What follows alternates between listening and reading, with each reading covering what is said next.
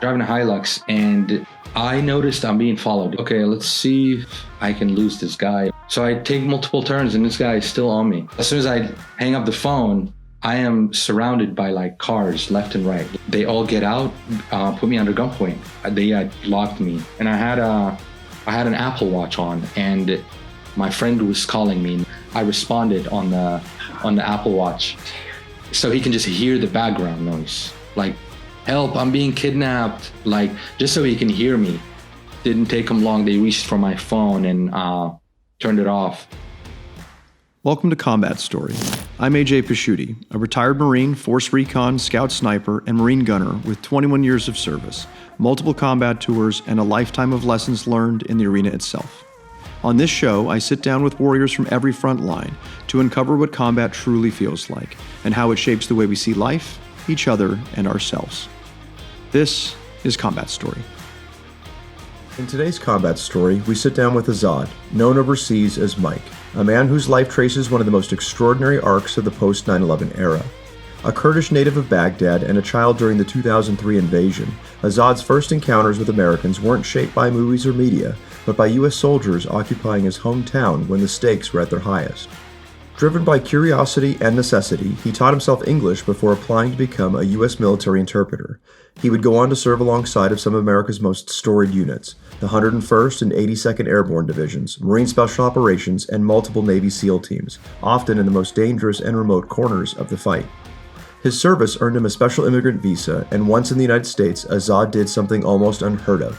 He raised his right hand again, this time as an enlisted U.S. Marine infantryman, trading the role of interpreter for that of warfighter. Since leaving the service, Azad has continued to build forward. He earned his bachelor's degree from the University of Maryland and is now pursuing a master's in cybersecurity at the University of San Diego, and continues to serve through the nonprofit No One Left Behind, advocating for those who supported the United States to receive the representation and support they deserve.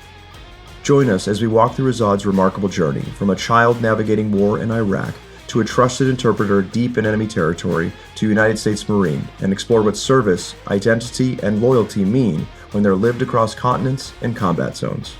Welcome to Combat Story. This is Azad. Hello, everyone. Thank you again. Welcome back to Combat Story. My name is AJ Pasciuti, and I'm excited to sit down with a very new friend of mine, Mike Azad. And so Mike Azad and I have had a number of places where our paths have crossed over the last 20 years, but we've never actually met before. Mike is a student at University of San Diego, where we recently met and engaged in some pretty fun conversation. And I asked him to come on the show because I think that his story is one of the most compelling and interesting stories I've come across in a long time. With that, everybody, I'd like to introduce Azad. Mike.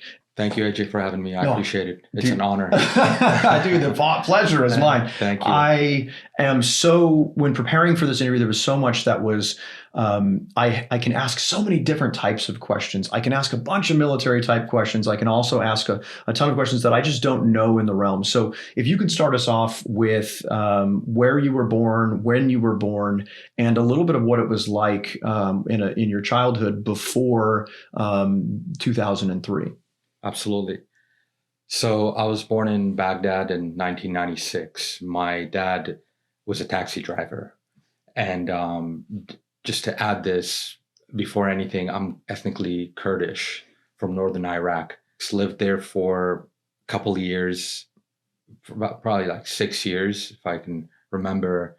I have an idea, some like really blurry vision of what it was like being under Saddam. My dad driving us around the city, taking us to get some food or anything, like seeing Saddam's picture everywhere. And to just give a little bit of background about the Kurds, the Kurdish people, one of the largest populations in the world that do not have their own independent country. They're majorly spread across Turkey, Iran, Syria, and Iraq, kind of in that little region. And throughout history, thousands of years, Kurds have always been oppressed and under scrutiny from dictatorship governments.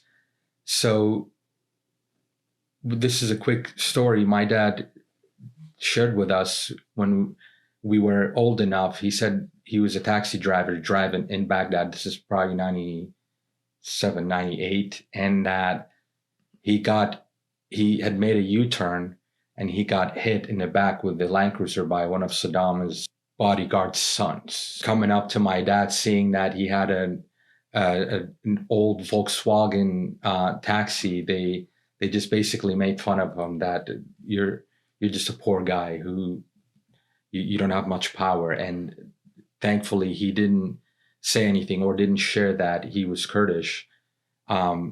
But then that was when my dad realized that we have to move to where his parents live. So for my own edification, it was very hard for me to tell the difference between Sunni and Shia and Kurd. Can you explain a little bit of the difference of that? And then can Iraqis tell? Absolutely. So it's kind of hard. If you're not really from there and you don't speak the language, it's hard. People that live there, if I can have a conversation with somebody, I'll be able to tell if they're Kurdish or not. How so? Well, I'm a very bad example of a Kurd because I have very dark skin. Okay. But Kurds usually have lighter skin. Okay. And probably 80% of the Kurds don't speak Arabic. So you can tell immediately. So if you're from there, if you lived there, grew up embedded, you have an idea. It's really not that hard to tell the way you dress up, the way you speak. It might be weird to say, but the type of cars that you drive as well. Okay. Yeah. And for somebody that's been like a lot of the guys that I worked with, that deployment had an idea of who is a Kurd or an Arab, but with last names and just like general life orientation. Is there a simple answer that you can? No. From my understanding, when I went to Iraq, I was 18 years old the first time that I was in Iraq. And when I left Iraq for the last time, I was 22 years old. So I had a very small window into the country and the culture and tried to adapt and learn as much as possible. As a Kurdish people, is there a caste system? Do you fall somewhere within a caste? I understood before the regime fell, the Ba'ath Party was placed at the very, very highest, and they had complete control and I would say free reign across the country. Where do the Kurds fall into that? The Kurds are generally based in the northern part of Iraq and then southern part of Turkey, because northern Iraq, southern Turkey, it's like one border. Mm-hmm. And then you have western Iran and then eastern Syria. That small, tiny region is where the Kurds stand. This is thousands of years ago. That's where they emerged from. And they also fall under the category of Indo-Europeans. It doesn't mean that they're Europeans, but the term Indo-European is basically an umbrella of people across from India, west, all the way to Europe that share different languages like Farsi, Arabic, Kurdish, and some other European countries. That's what they really fall under. Was there a lot of European influence into the shaping of where the Kurds ended up? From what I know is that this might be a funny example, but the Roman Empire, when they went across the Middle East, Mm-hmm. made it all the way to India and Pakistan, as they went by, they left generals behind them or people with influence that, okay, we just conquered this territory, you're going to stay here and you're going to spread your influence. And they usually say that we have the Kurds have big noses. It's the Roman nose. The Roman nose. So that's as far as my knowledge goes of where did we really get our influences? Because if you go back to that part of the world, you can still see some of the old Roman structures. You can find one of the oldest churches in the world, Marmatai, actually is in Nineveh in Mosul. And Nineveh is mentioned in the Bible. I didn't know that. Yeah. So for people that are listening, if they've been to Mosul, it's the second largest city in Iraq. And if you look up, you have the huge mountains on top. And in those mountains, there's a small church that is one of the oldest, and if not Middle East, in the world. It's called Marmatai, but very, very rich land. And Wow. that's where the Kurds are. Yeah. Okay, so born in 1996, Yep. father was a taxi driver. Why? So, random question: was his taxi, was it orange and white? Is that Yes. is that just the way that Iraqis paint their taxis? Yeah. Is that only indicative to Iraq, or does that happen elsewhere in the Middle East? So the older taxi versions where they would paint the front and the back of the vehicle red and the middle part was white. Yeah. But the yellow and the orange one started becoming more common in the recent years. That's a lot of Middle East. Okay. Yeah, a lot of yellow taxis in the Middle East. Yeah, I remember that was a new phenomenon to us because we're used to yellow and black, checkered cabs, if you will. And then going over to Iraq, we didn't associate that those were taxis. I mean, again, we learned, later on, but we knew that that was a primary mode of transportation. Moving from Baghdad, we go to live with my grandparents in the city of Sulaymaniyah. The way Kurdistan is drawn in Iraq, the northern part is not its own country. It's an independent region. I'm still considered, or used to, an Iraqi citizen. I have an Iraqi passport. But when you cross the KCL or the KDL, this is the term that was established during the Battle of ISIS, Battle of Mosul. You go across that border between Iraq and Kurdistan. It's manned by the Peshmerga. The Peshmerga are the Kurdish military. So we go to Sulaymaniyah, and this is 2001. I'm sitting at home, and my uncle turns the TV on, and what I can see on the TV is two tall buildings and airplanes just flying into it. I had no idea what was going on. I was just barely able to understand what's going on around me. And I remember my uncle picking up the phone and calling my dad saying, "You need to come home and watch this." Being a Kurd, we've always known that we're strong allies to the United States. And throughout the years of oppression and genocide, the U.S. has been a very firm backbone to the Kurds. So anyways, my dad comes home, and we're all like just shocked what's going on in the world. My dad ends up getting a job in Kirkuk. So we get ready to leave Sulaymaniyah. So leave the Kurdish region, come back to the Iraqi region in 2004. Let me backtrack a step real quick. In 2003, when the invasion happened, we were still living in Sulaymaniyah, safe. Kurdish territory, Kurdish region, no Saddam influence whatsoever. So how does the Kurdish region of Iraq, when from my perception of Iraq, Saddam ruled all of Iraq and his family with an iron fist. How did you protect northern Iraq? And can you go into a little bit of the history of the conflict between the Kurds and the Iraqi government, I should say? So when Anfal happened, Anfal basically is an Arabic word for genocide. What happened is Saddam Hussein, he flew helicopters with deadly chemical gas that he dropped on a Kurdish city it's called Halabja, the city where a couple thousand people, women, children, men, just died on the streets. And there's a lot of history in that. And there's a museum as well in Sulaymaniyah. That was during the war between Iraq and Iran. And the claim from the Iraqi government was that they were pushing Iranian forces out, which is wrong in history. There's no really strong evidence of that. Kurds were constantly killed by the Iraqi government. So post that, fast forward, is when the two major Kurdish parties were founded. Well, the first one was KDP, Kurdish Democratic Party, that basically made a deal with the Ba'ath government, Saddam's region. Like, we're going to draw our lines here. This is our borders, our territories, and that's how the Kurds were able to maintain their own territory. And later on, that KDP party wasn't the only major Kurdish party. Then the PUK was formed, Patriotic Union of Kurdistan. This is just, you can think of it as like Democrats and Republicans, two major parties in Kurdistan. And so they maintained somewhat of a peaceful relationship with the Iraqi government. Okay, leave us alone. This is our own territory.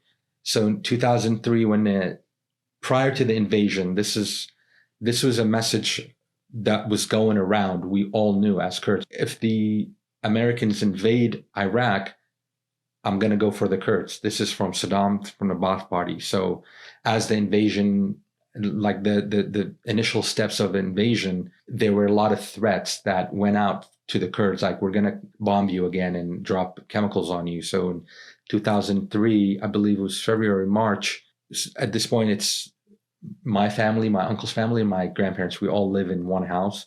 We packed the house, shoved it all into one room, and then we all got into a bus. My dad had a bus, and then we drove off. I can't tell you how far, but we went to a village where we had relatives there.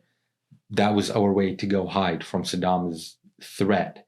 And when the invasion happens, we get the all clear signal, like, hey, Saddam is actually, he flee, and the Kurds are safe right now. The Americans are here. So we go back to Suleimania, and then that's when my dad became a teacher. So we moved to Kirkuk, 2004, and I'm sure you know this, that like 1 year during and after the invasion, it was very subtle. Mm-hmm. Like the U.S. government was in charge. The situation was very subtle. So we moved to Kirkuk, and that's really when I saw U.S. Army soldiers for the first time. And I'll never forget this. There was a huge soccer field with a house at the end corner, and that was one of the places that the U.S. Army had took over and like posted up, and they were playing football, American football. Yeah. So we're driving in, and I've never seen an American ever.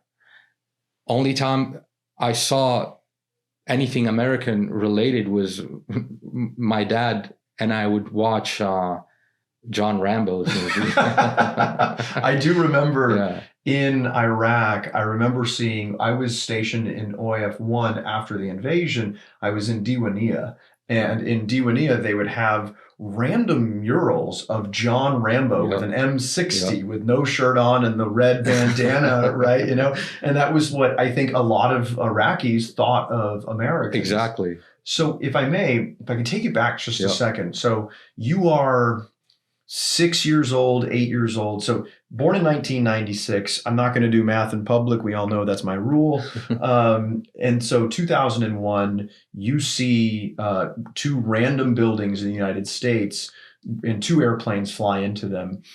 What was the feeling, if you can recall?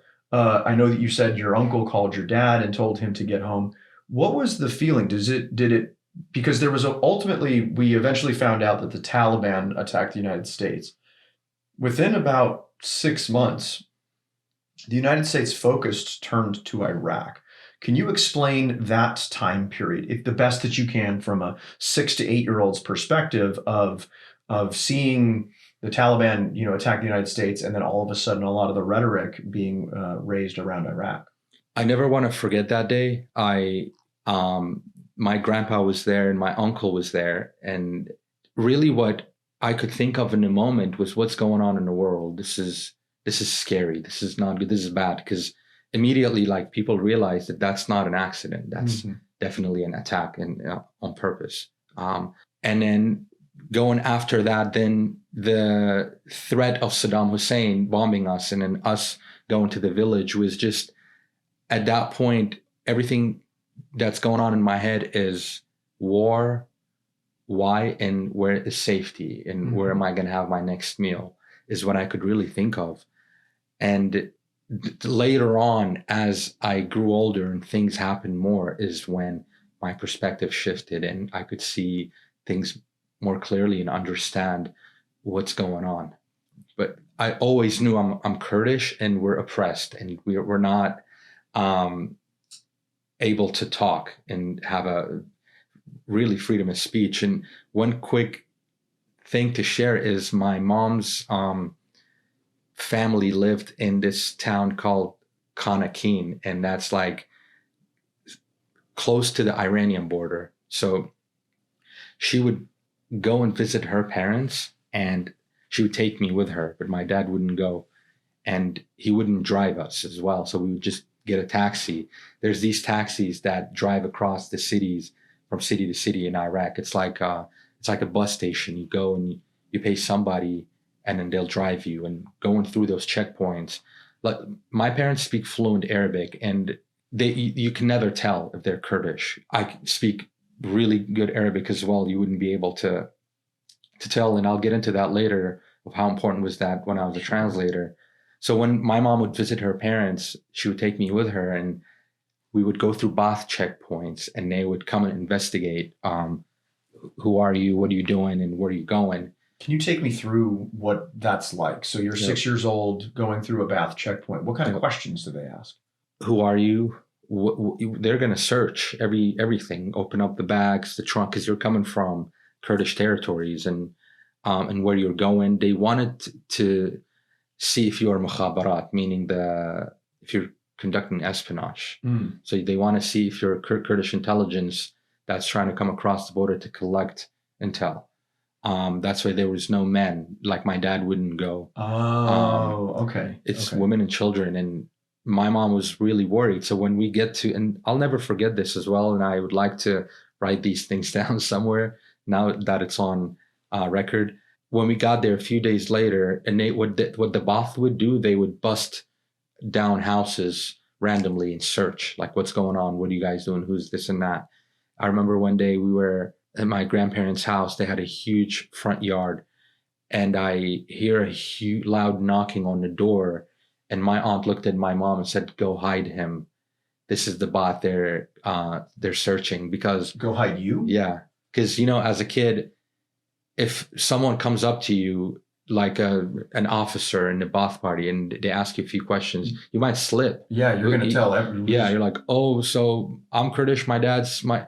So they would hide me. My mom. I remember my mom was. There's these Iraqi brooms. I don't know if you've seen. She was like cleaning, and she just dropped that and grabs me and just shoves me into the house. And then later, we couldn't let them see you and question you and take you to the side and talk to you, just stuff like that. Yeah, that was what it was like to be a Kurd under Saddam. And so just random, we're going to come in. You're just in a constant state of threats, constant state of attack. I can't imagine that the Ba'ath party individuals were very respectful of anybody when they were coming through. I mean, it was just a constant interrogation. Absolutely. First time seeing U.S. soldiers is I realized, okay, these guys look really cool. They look like they're not from here. Like John Rambo's movie was very famous across the map, and everybody would talk about it and like, wow, these guys they have all kinds of cool gear. They have big guns. They look like they're here to protect us. And Kirkuk City, very, very conflicted area. Sure. Everybody wants a piece of it. You have the Iranian influence, all the Shia militias, the Hezbollah, and like, etc. And then you have the Sunnis, which was Al Qaeda. And this is when we said that Iraq was a little calm during that year because they were cooking in the background, the insurgents. They were getting ready. A huge, I remember we left, the first group of combat troops left in and around September of 2003. So we had the invasion and from March, and then occupied after May to September, and then we retrograded back to the United States, and our next units came in. I remember there was a feeling of the units that replaced us that they had missed the war, that that Iraq was done, it was taken care of, it was solved, and there was almost a feeling of the troops that were replacing us of like missing out. And it's a weird phenomenon to explain to people, but as Marines, they want to go to war, Get the job done. They get the job done, do the thing that they're training for.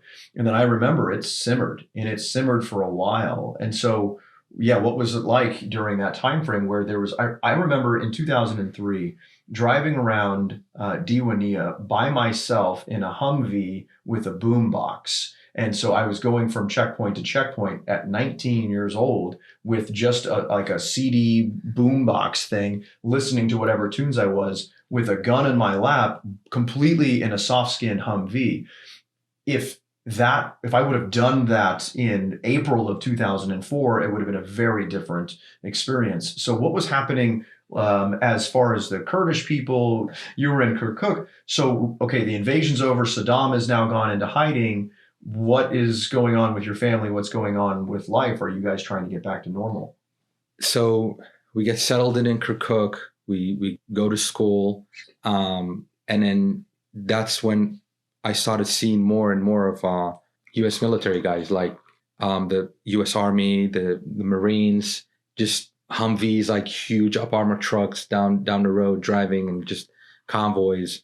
It was calm for a while, but then it started picking up. Explosions started happening, car bombs. That was very common in Kirkuk. Growing up, like if you talk to any of my friends that I grew up with, or anybody in my family, and ask them what was very common during 2005, 6, 7, that whole era, car bombs and kidnapping. A lot of rich people would get kidnapped, like rich families, their kids would get kidnapped. And was this for terror? Was it for ransom? Ransom, yeah. Like, so you have who your was son. Kidnapping them? Militias. That was the word. Militias are kidnapping people. But then you wouldn't have to worry about it if you didn't come from a rich family. As weird as it sounds, my dad was like, I'm not worried about you guys, because if they take you, like, I don't have $100,000 to give, or even $10,000 back then was huge money. Yeah. But then car bombs started picking up, and the word on what they would teach us in school is stay away from Americans. That's what they taught us. Like, and they paint such a bad picture. You stay away from American soldiers because they're dangerous. They're here to harm us. They're here to kill us. You see all these car bombs, they're causing that. So in that era of your life, you're just soaking up information and knowledge from your surroundings. Sure. And your teachers at school are basically teaching you everything you need to know. And when they try to like nail it down in your brain that Americans are bad, and they try to enforce Islam, radical Islam, extreme Islam in your brain, there's so much you can take until you're like, I don't think this makes any sense. This is okay. So you're now 8 years old, kind of going through this. Were the teachers, did they come from the Ba'ath Party? Were they Sunni? Were they Shia? Is there a normal, or what would be considered traditional, sect of society that has that specific job? So that's a great question. It was really hard in Kirkuk because it was very diverse. You had Sunnis, Shias, Kurds, Turkmens in the schools and at the government sector. So the school there was no Kurdish schools there. So I went to an Arabic school. Okay. This is 2006 and 7, and I'm in 7th, 8th grade. And I went to a very diverse school. There was a lot of Arab students, and I was one of the very, very few Kurds there. And during the elections, my school was a poll station. Okay.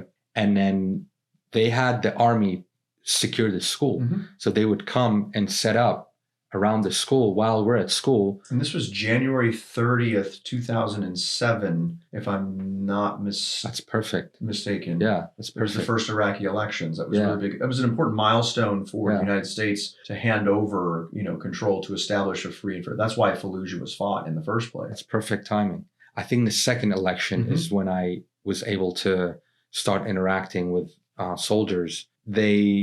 That was my opportunity. I would just go up to a random soldier and practice 2 things I know. Hi, what's your name? I remember that. I remember like the Iraqi kids coming up, and they would try to say like American slang or Americans, and so boy, Marines, oh God, we would teach young Iraqi children, we would teach them slang from the United States, and we would be like, "What's up?" Right, and so like the kids would come and be like, "What's up?" And then they taught us shukumaku, right? You know, what does shukumaku mean? Shukumaku means, literally to translate it, means what's there, what's not there, but it like what's up, pretty much. And I've asked other Arabic cultures, I've said the term shukumaku, and just Iraqi. It's just Iraqi. Pure Iraqi slang. I love that. I love that. That's something that's very I probably was one of those kids that came up to you. Oh, dude, 100%. I probably got MREs thrown at me.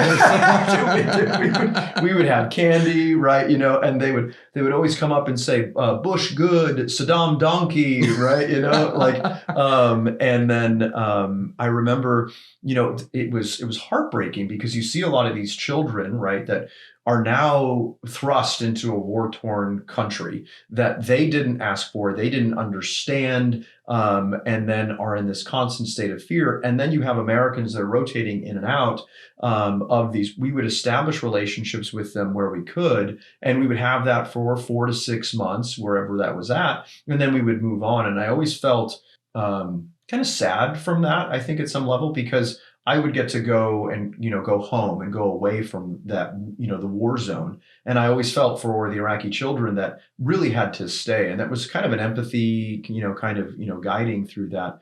What was that, you know, dealing with your, you know, the American soldiers on a daily basis? Were they kind to you? Were they rude? What was the general kind of feeling you got? Honestly, my personal experience, nobody was ever rude to me. Everybody was really nice to me. I think it was more of how you presented yourself, because I also saw some little shithead kids that would that would try to throw rocks, or I was genuinely interested. I would just go up and, "Hi, what's your name? Where are you from?" And I remember Connorman and Lee, if you're out there, God bless you.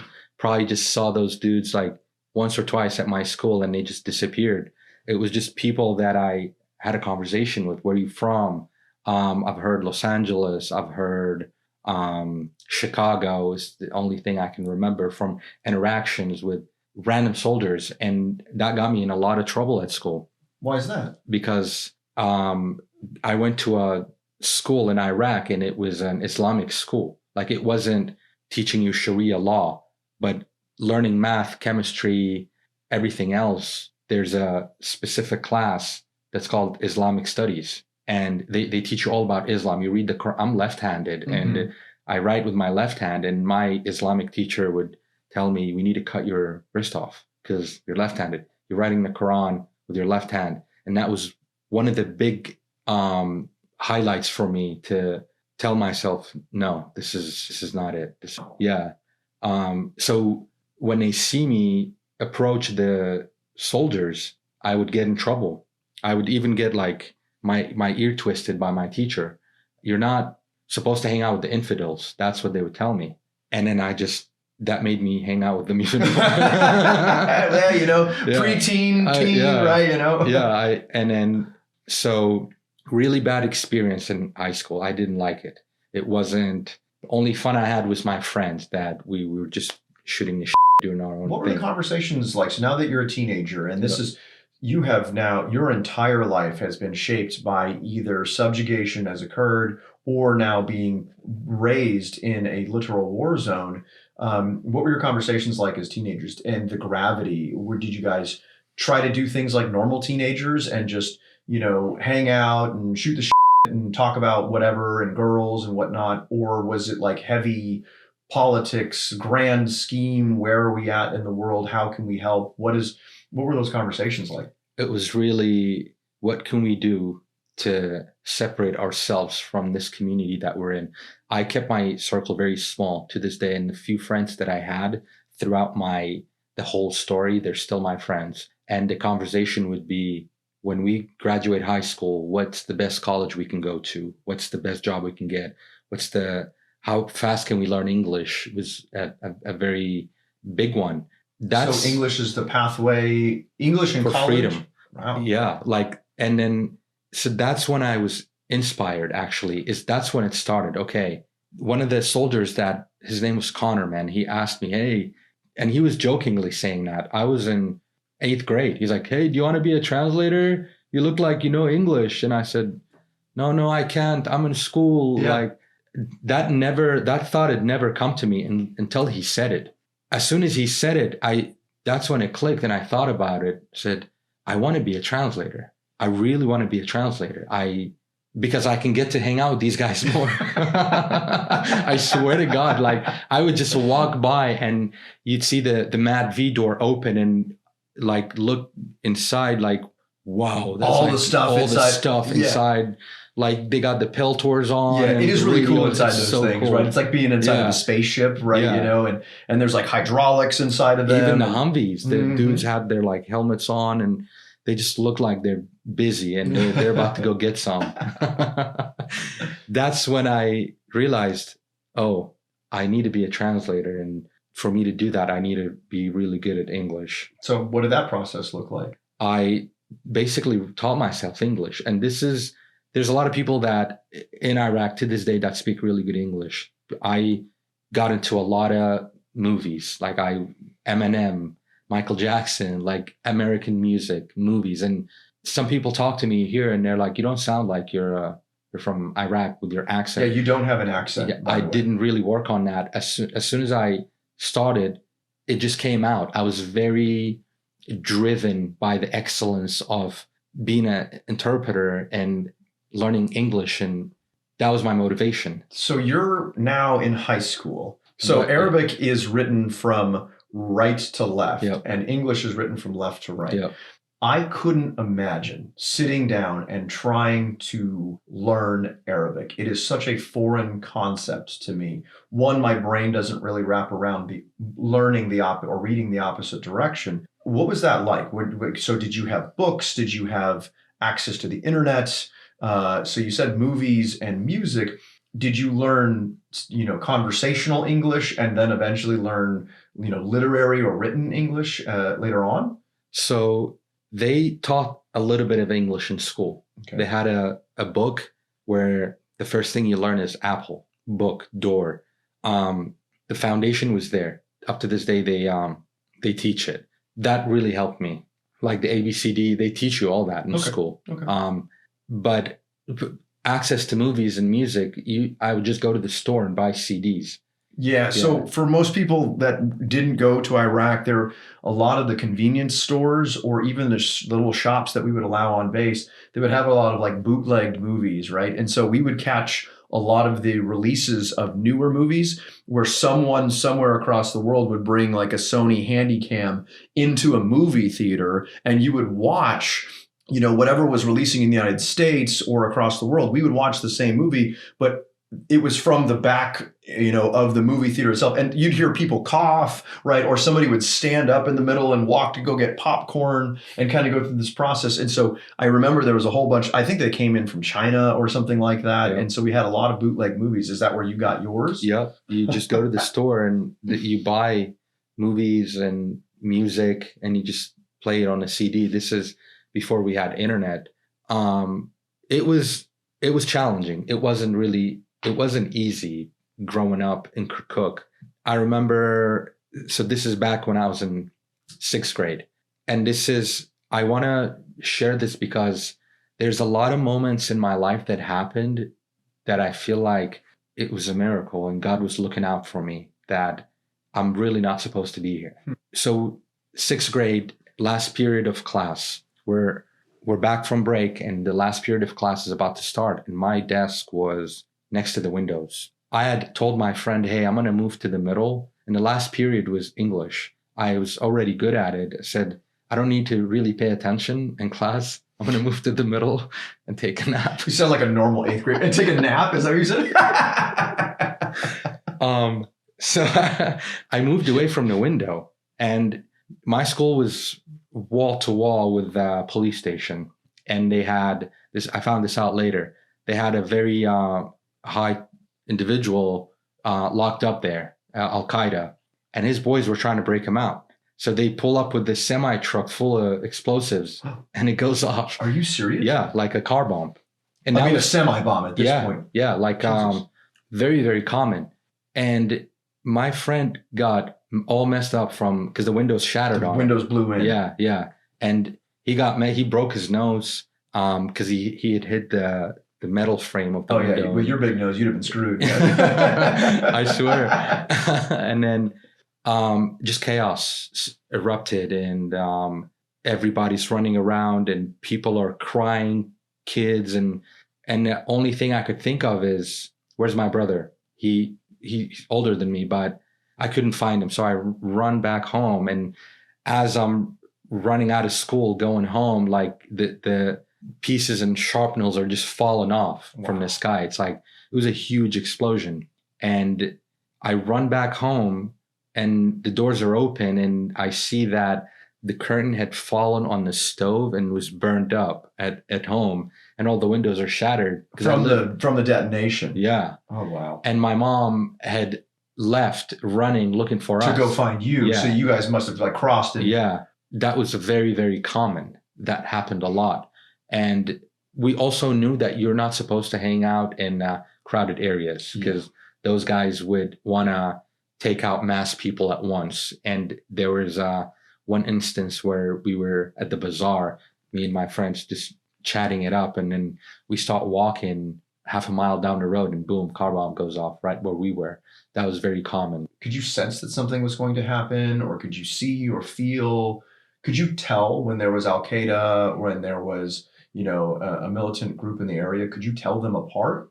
I really wasn't in that headspace to kind of look for, compare the baseline to where we learn in the Marine Corps to what's out of the ordinary. I wasn't in that mindset yet. I was just a kid who liked to play soccer, and then going forward, the ambition to become a translator.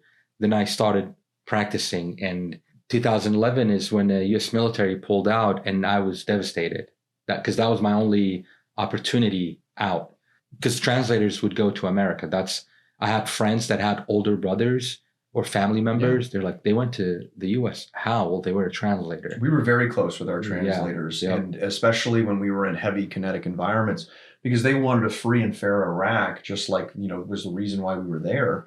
And they were invested into it. And I know that the United States this wasn't part of my role specifically, but I know the United States and the military did a lot for translators at the time to be able to then come to the United States or bring their families to the United States. And so we pulled out in 2011. Tell me more about that. That's when I lost all hope, seriously, because there's no way out now. And I love Iraq. I love being a Kurd. I take pride in that.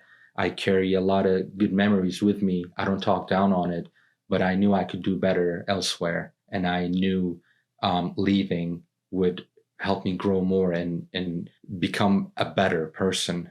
So when 2011, all over the news, the U.S. pulling out of Iraq, that was very heartbreaking, discouraging, if anything. And I kind of lost my English, really. Like, for a few years, I wasn't motivated enough. I didn't care that much. I was just going through the motions. How old were you in 2011? 2010, you would have been 21, 20? Math in public again. No, I was probably 15 or 16. 15, 16. Yeah. 2000. So when you reach 12th grade, that's when you prepare to graduate high school. So in 2014 and 15 is when I was finishing up school. In northern Iraq, there's this school called the AUIS, American University of Iraq, Sulaymaniyah. Oh, cool. So that was my next best thing. So the United States military is now officially pulled out. Yep. The massive forces have left in 2011 from 12 to 15, 12 to 14. 14, yeah. You have your eyes set on this American University as your next best option. Yep. Now, why did you feel like your ceiling was limited staying in Iraq? There was really not much motivation. It's I don't know how to put it to words, but people are not very happy. It's like you can have a nice car, a nice house, you can have money. you're still sad and depressed. Like, it's weird dynamic. And I want to give people some perspective. Like, let's say you and I are in Iraq, we're hanging out and you're having a bad day. And I'm telling you, well, check this out. My day is worse. It's like a weird competition of who's more sad and miserable. Really? Yes. Kind of like a cloud that just kind of hangs over? Yeah. Not as much, gladly, especially northern Iraq has developed very, very much with the infrastructure, the internet, and the culture. But first of all, the government is really corrupt there. And the word wasta, if you don't have wasta, you're a nobody. Wasta is like, somebody on the inside that can get you in. Mm-hmm. So if you're not a politician, if you're not in oil, you're nobody. So the caste system still almost stayed in place. So you mentioned that was prevalent before the war, and then now that the war had officially kind of moved to its retrograde phase, that kind of insidious almost caste system reintegrated back into society. Interesting. Yeah. Even though the Ba'ath Party was no more. I'm not talking anything negative on anybody, but the Shia took over. Okay. Influenced by Iran and the Iranian government. They're just another form of dictators influenced into the Iraqi government, and they had it their own way, and the oil is going places. So you could either go and then fight to be with those people, get into the politics and like the oil and the corruption, which is almost impossible. And I didn't want to even do that. Or you can just live like very under the middle class and just accept a couple $100 a month and just be average. And I couldn't do that. But we were very poor, very, very poor. And my vision to go to the American University was like really big, but I also knew I couldn't go there because it was very expensive. So 2014, I graduate and I apply for the American University because I knew some people that went there like, oh, our teachers are Americans. The language part of the university, it's called APP, Academic Preparatory Program, is actually taught by Native Americans. The school only accept Native Americans. Wow. Okay. And interesting note to add, General Petraeus just opened the Petraeus AI lab at the American University right now. Right now? Yeah. No way. A few weeks ago. I didn't know that. Yeah. And I'm involved with him in it through a different channel, which I'll get into. Yeah. The organization. I can't wait. So it's a really good school. Very, very good reputation. That was the best thing I could have done for myself during that time. And just the culture and everything. It's like, that's my window to the United States, because I had heard students that go there can potentially get a visa or a scholarship to go to, like, okay, another pathway to America. I apply and I get accepted, and they're like, congratulations, you scored really well on an English placement. We would like to have you. And I just sadly emailed back, like, I cannot do it. I just wanted to apply so I can get a free visit to this school. And then So why couldn't you go? It was too expensive. And are student loans a thing? Are there grants and scholarships? So I ended up going. Okay, fantastic. Yeah. Okay. There's no student loans. There's scholarships really, but you again have to know somebody. And this is one of the other miracles I can say, that I get an email 2 days later. They're like, we will have you. Somebody's willing to pay, but they don't want to disclose their identity. So wait, so they accepted you. Yep. You said, I would love to, but I can't afford it. Yep. And then an angel donor comes in and says anonymously, we'll take, okay, go on, tell me more. So I sent an email, say, I can't make it. They're like, oh, we're sorry, good luck. But then they emailed me back a few days later. Actually, they called me. They said, because you scored well on an English placement and we saw your high school grades, somebody wants to pay for it, but they don't want to disclose their identity.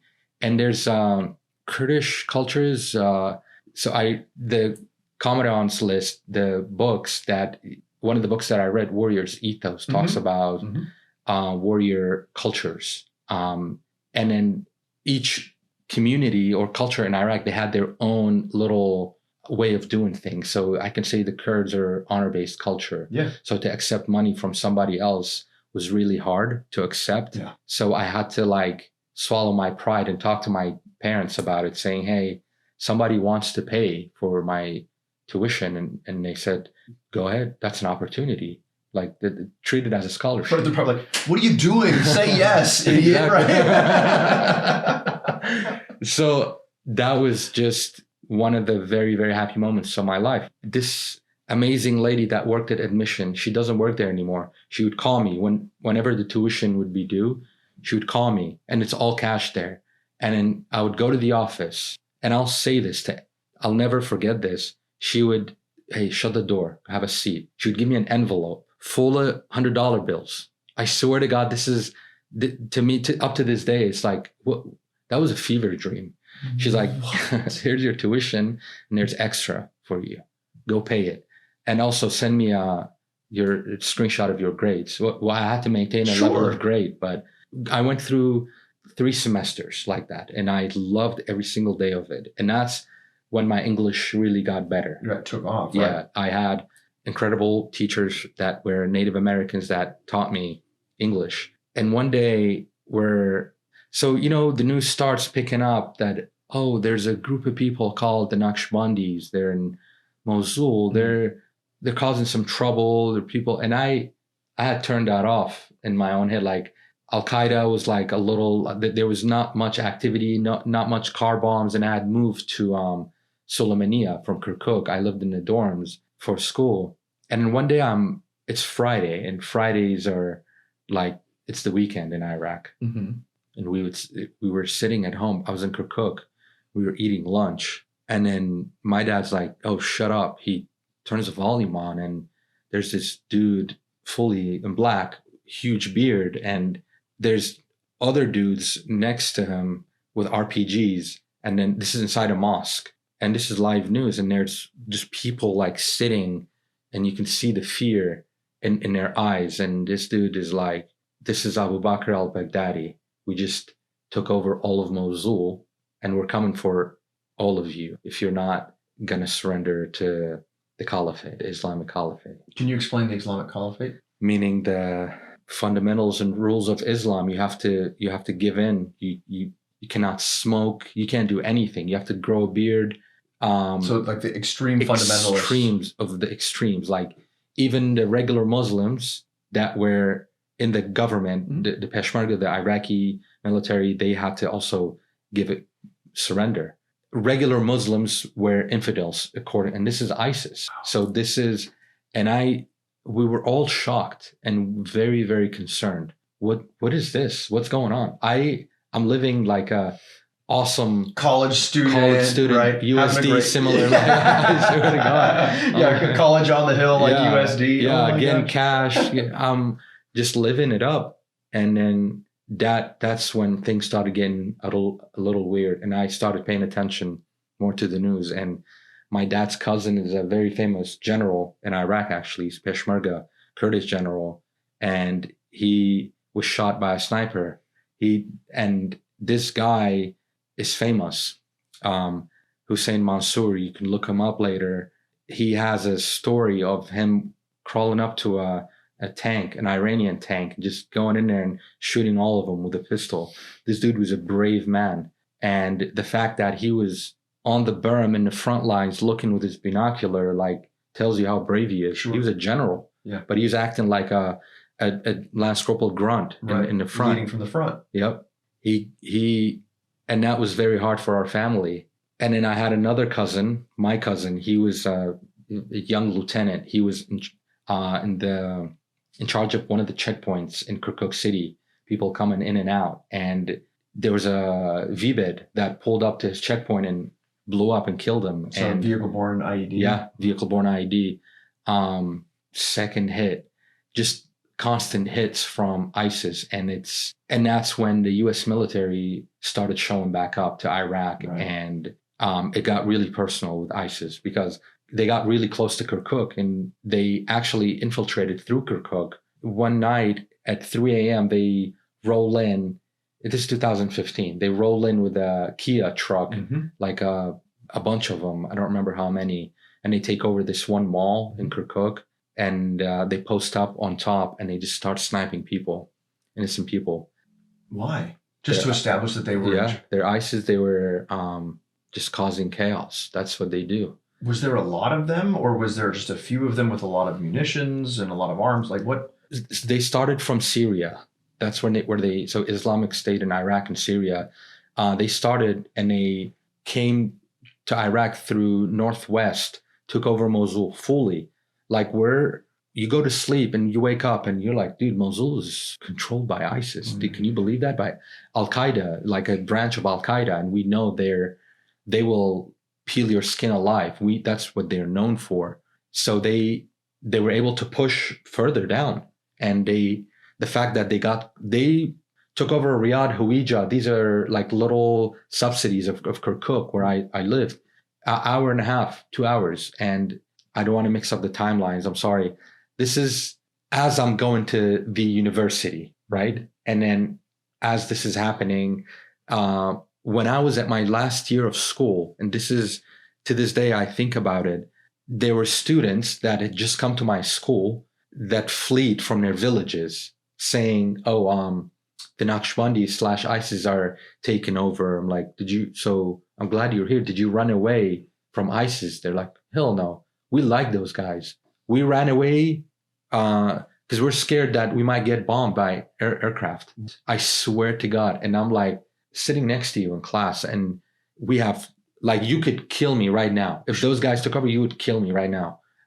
Just so much happened when ISIS became a thing. And what was the draw to ISIS? I mean, so again, I'm very ignorant to that, right? So I was back in the United States at this point. I had now deployed to Afghanistan. At that time frame, I was in off the coast of Africa fighting Al-Qaeda in the Arabian Peninsula, and then how they had Al-Shabaab and how they had kind of spread. But what was the draw in Iraq to have what would be considered normal Iraqi citizens to run towards ISIS, vice away from ISIS? The initial impression fooled a lot of people. When ISIS took over, initially, before people really saw their true color, because they didn't come under the name Al-Qaeda, they came under an Islamic State, which to a lot of Muslims, that can sound very peaceful. Sure. So they attracted a lot of people, actually, initially. A lot of people joined them under the message of peace. But then slowly people realized, oh no, these guys are butchering people left and right. So the drive was a new Islamic State that controls and rules. Sure. And because the Iraqi people got sick of the government already, the corruption, and that some people were motivated to go join ISIS unaware of what they actually are. People quickly realized, oh no, these are barbaric people they would put people in cages and drown them. Yeah, I remember seeing those kind of videos. Yeah. And there was a pilot, I think the Jordanian pilot. They burned him alive. Yeah. Ma'ath Kasasiba was his name. I remember because that really became part of a daily life. Like, oh, ISIS just posted a new video on YouTube, and they would put it on YouTube and Facebook, but they would get shot down really quickly. As most of you know, getting older hits you in these little ambushes you don't see coming. One day you wake up and the knees sound like you're stepping on a bag of pretzels. Recovery takes longer than the workout itself, and the hairline, well, it starts its own retrograde operation. I've felt all of that, especially after years of wear and tear overseas and in training, which is exactly why I'm obsessed with Bubs Naturals. Not because someone handed me a script, but because it actually helped me feel like I took some ground back. Most people don't realize this, but somewhere in your mid-20s, your body quietly starts producing less collagen every year. And collagen is basically the connective tissue of your life. It keeps your joints moving, your skin healthy, your hair and nails strong. Once it stops, you feel it. Bubs collagen peptides have been a way to rebuild some of what time, and in my case, the Marine Corps, took out of me. My joints hurt less, recovery feels cleaner, and even small things like nails and skin look healthier. It's not magic, it's just replacing what your body stopped making. And it couldn't be easier. I throw 1 scoop into my morning coffee. It dissolves instantly. No grit, no taste, no weird science experiment texture, just coffee that happens to make me feel noticeably better. And what makes Bubs different is the legacy. The brand honors Navy SEAL Glenn Bub Doherty, who gave his life in Benghazi. They donate 10% of profits to charity and hold themselves to the highest standards. No fillers, no sugar. NSF certified for sport, Whole30 approved, and named Best Collagen of 2024 by Health.com. Live better longer. For a limited time only, our listeners are getting 20% off at Bubs Naturals by using the code COMBAT at checkout. Just head to bubsnaturals.com and use the code COMBAT and you're all set. When they ask you where you heard about them, please tell them Combat Story. It really supports the show and helps us bring these conversations to you. And now, back to our show. Seeing them closely is when they took over that mall in Kirkuk and started just sniping people. And I was playing soccer with my friends and I could hear the gunshots. The CTG, the counterterrorism group, they're Kurdish special operation forces, great dudes, were trying to basically bomb them out. They had to burn the whole mall down. And me being the little shithead kid, I had to go there the next day. Naturally, you have to see it, right? Yeah, I guess I had to sneak up and take pictures. But then, while this is going on, one night I was home alone. My parents had gone to Sulaymaniyah to see my dad's family, and ISIS had gotten really close to the border of Kirkuk, and my dad was far, so he calls me. And this was they would record live videos and post it and tell people, hey, we're coming for you. And this one was legit. They had a bunch of V-beds lined up on the border. They're like, we're coming into Kirkuk tonight. And that was a very famous battle, actually. The Kurds stopped them, the Peshmerga. So my dad is like, all right, here's the deal. This was a very simple conversation. I was playing my GTA on PS2. It's like you're playing Grand Theft Auto, as you said? Yeah. Hell yeah. So playing video games, I get it. I'm with you. He's like, hey, dude, just in case they get in, I want you, here's the plan. Like, my friend is going to come pick you up. You're going to meet him somewhere. He's going to come pick you up. He's going to drive you to the checkpoint. I'll come pick you up just in case if these shitheads make it through. He's like, okay, Dad, cool. Love you too. I'll see you. Hopefully they don't come through. That was normal. Like, the fact that is a normal conversation for a kid going through college, right? For growing up in a place like this is absolutely, it's just like mind numbing to think, like how, your childhood and your youth just robbed from you because of terrorism, because of this constant conflict, right? And America had their own part in it. I understand that. My God, it's just heartbreaking. Yeah. So, I get a phone call as I'm doing homework, and I'm still at school. Get a phone call from a friend of mine. His uncle worked at the airport in Erbil, northern Iraq, as the Americans are coming in. Said, hey, dude, my uncle got this phone number of a contracting company that are looking for interpreters. Are you interested? Dude, I said, yeah, this is all I've been working for. And so I called the number. And it was a point of contact between the Americans and the locals. They were trying to recruit people. This dude's like, dude, we already have 1,000 applicants. I am not. He was an on the phone. He's like, I have 1,000. Was he American or was no? He was Kurdish. Oh, no kidding. He was working with the contracting company. But a huge resistance, it sounds like. Yeah, right? Because if there's 1,000 applicants, he had it.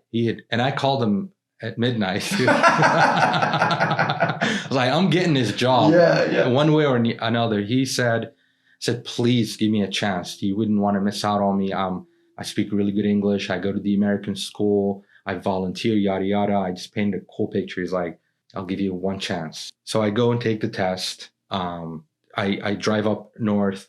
I go to this place that some contractors had set up.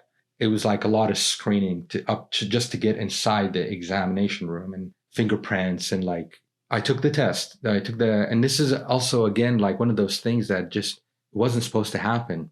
I take the test and they lose my test later. A few months later, they're like, we can't find it. We don't know what you scored. So I had to do it again. I pass. I go through medical check. They're like, okay, we're ready to take you, but do you understand that this is a very dangerous job? And I had to give up my scholarship.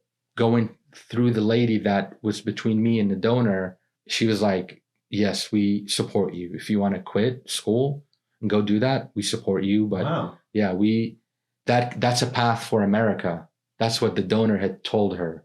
That's a path for America. Go do that. I never know who this person is up to this day. You've never met the donor? Never have. ever. I was going to ask you that, but I don't even know their name. And she wouldn't tell me. Wow. Yeah. And I lied to my parents. They were in a lot of debt as well. And there was a lot of drive in me to just go do it. I lied to them. I said, I'm going to translate for truck drivers that are bringing stuff into the American checkpoint at the airport. No, that wasn't it. I get dropped off at the airport gate. I get picked up by a Land Cruiser and to go to the staging area. And this is the contractors. They're like, your team will come pick you up. And I had no idea who am I going to be working with. All I knew was I'm going to be a translator and it's going to be dangerous. So the 3 Land Cruisers pull up, the layers of dust all over their vehicle. And this dude gets out. This was the Army. So this is the first people I worked with. They were 101st Airborne. Great dudes. Love those guys. They like, are you the Terp? Like, yes, sir. And I'm like, I had a college sweat top on. Like, I was like, and my backpack. You're like, you're going to class. I swear to God. I'm like, is this a cool field trip? Oh my God. And these guys pull up and they're just dirty people, like dusty and just dipping, hate their lives. They're like, all right, hop in. We're going to KSB. And I didn't want to like sound like an idiot. I wanted to like be the best version of myself. Sure. Like, awesome. So the whole drive, I'm like just Googling KSB, like nothing. Like, what the hell is KSB? So we're driving off. We leave Erbil and we get on the road and I see the exit sign, Mosul. We didn't go straight to Mosul. So this was 101st Artillery Brigade that I was attached to at first. My first experience as a translator, and I loved every second of it. This is what I want. For the past 10 years or 15 years, this is what I've wanted, and I'm here. So what's next? Yeah, we get to base, and KSB was Karasor Base. It was a name they had assigned to their little PA, they call it. It was just, we drive it in the desert, and then it's all dusty. Next thing you know, things are clearing up. It's a huge army outpost that had like 6 guns, the M777 howitzers. Howitzers, yeah. Yeah. And they're like, we don't need anything from you right now. Here's your little hooch where you're going to be staying. The commander is going to have meetings in the next few days, and you're going to go with him. And Lieutenant Colonel Keane, I'll never forget him, and I need to track him down and talk to him and thank him.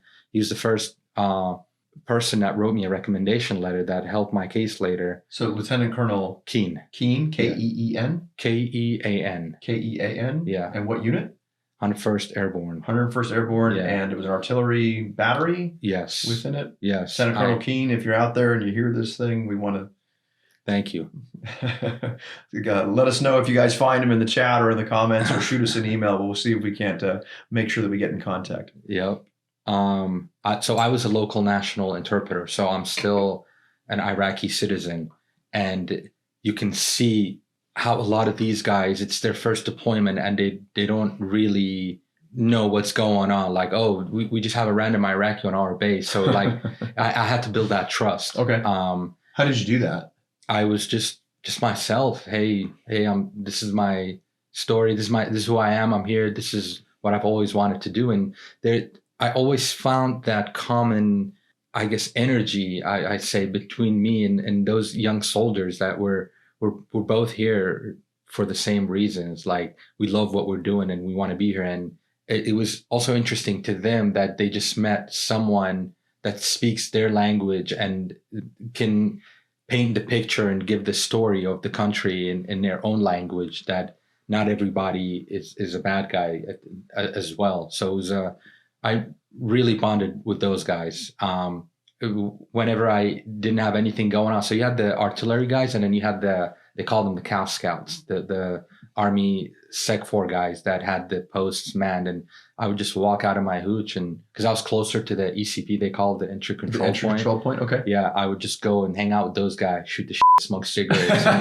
Okay, did you smoke American cigarettes? American or you smoke cigarettes. Yeah, Oh, okay. yeah. What were some of the Iraqi cigarettes that we talked about? I know there's like Pine. What's that? Pines, Miami, and then SA, and just Parliament. Yeah, okay. I remember those. Yeah, I remember those. yeah. Okay, and so you'd smoke. Did you bum American cigarettes from them? Yeah, or they would get, and then I would whenever I would like go off base or go to the store, I would come back with like a carton of cigarettes, like my Iraqi made or Turkish made Marlboros, and those guys loved it. Oh man! So were there markets around the area? So when we've worked with interpreters, they had access to like fresh fruit, fresh vegetables, sometimes chicken, sometimes we would get lamb, and they would bring that back for us. Did you ever do anything like that? Absolutely. Oh Yeah. man, we'd have been best friends if we were overseas. It was the best thing to do, and I would show up with food, and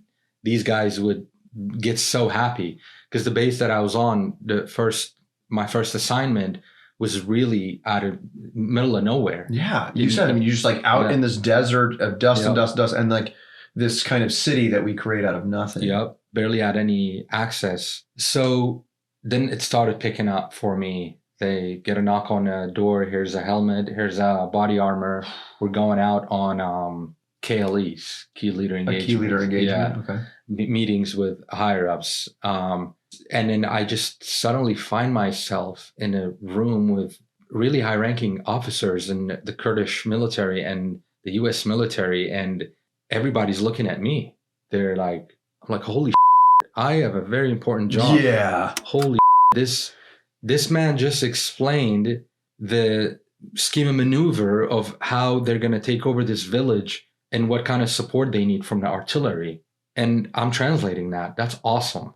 My job is very important. These guys are counting on me. They're like, yeah. So, and the lieutenant colonel, like going like further, like becoming a Marine and seeing how hard it is to talk to a lieutenant colonel or colonel, how like the chain of command. It's like, wow, I had a really important... You're 19. Yeah. Having a conversation with a lieutenant colonel or a full bird colonel discussing literal battle plans. Yes. So was there like a learning curve for you? Because I know that you wanted to be a translator for a long time. Was there training to become a translator? Nope. Understanding, what we use for operational terms, the lingo, the language?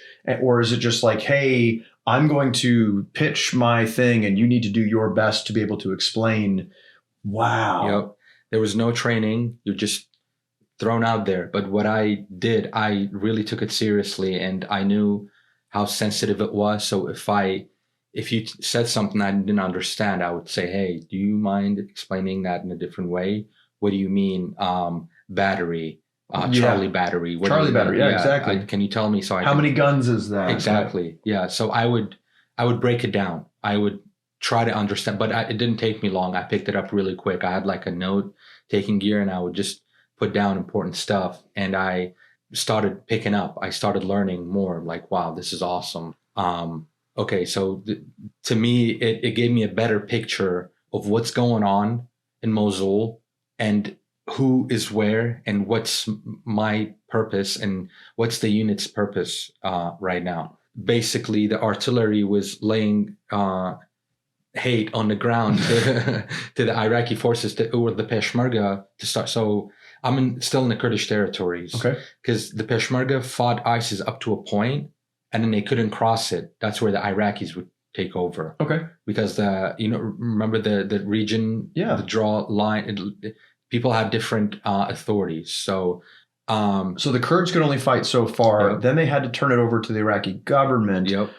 Of which was probably fighting a lot of internal strife because of ISIS coming in and what you mentioned, a lot of the authoritarianism, a lot of people defecting, I would imagine, because they liked the idea of it. Did they know, or was it pretty clear at that point that ISIS was not good for anybody? Yep. Okay. It was very clear that we have the same enemy.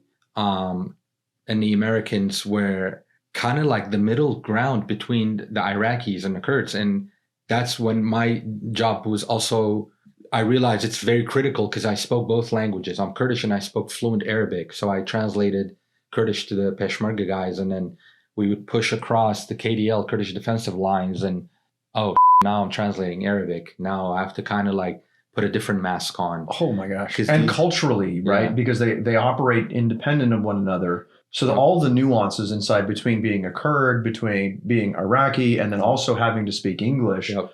Go on. A lot of the Iraqis are curious. They will ask you 2,000 questions. They don't care. They're the most straightforward / rude people that will like, why are you the way you are? What are you doing? Like, they don't care about feelings. And when they see, and to Iraqis, like interacting with an American is like, wow, like I'm talking to an American. So when they see that there's an Iraqi that's on their side, okay, they're interested. Like, so who are you? So why are you a translator?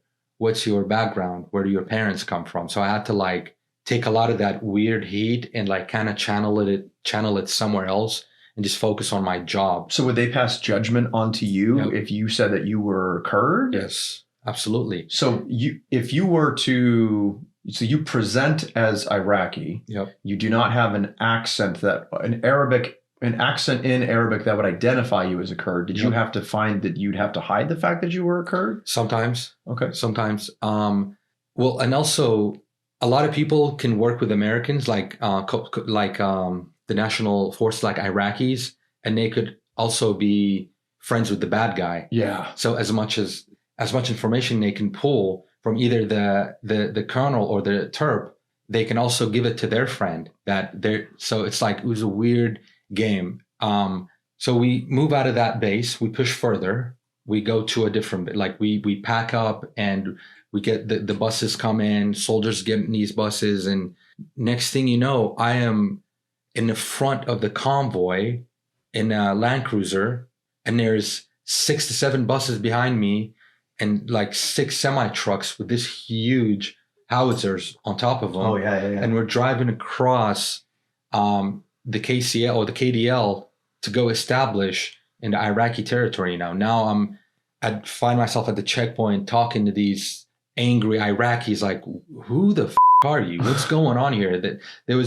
It was all on me. The word wasn't passed along properly that Americans are coming through. So that was a whole show. So you have this like Mad Max looking convoy, Yep. and you're showing up to the border, and you're 19 years old. I swear to God. And you are it. You were like, that's it. Hey, I know how this looks. I am chain smoking at the checkpoint. I'm like, this is interesting.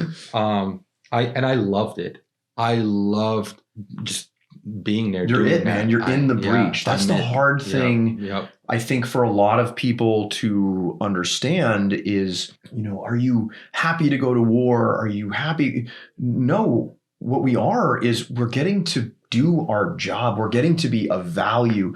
And we're not just crunching numbers somewhere. We're like, it's this chaotic world and this weird space, and we're right there doing our best to make our way through it. And it's something that I think that you and I can identify with, or I can identify with you on, is I know it's tough and the mixed emotions of everything, but man, to have all of your senses and all of your training and all of your entire life's work matter for moments like at that checkpoint. Yep. It motivated me even more, because I'm like, well, I'm going to push this force through the checkpoint. They're going to establish, and they're going to send rounds to clear the way for the forces to get in. That's a day closer to Mosul.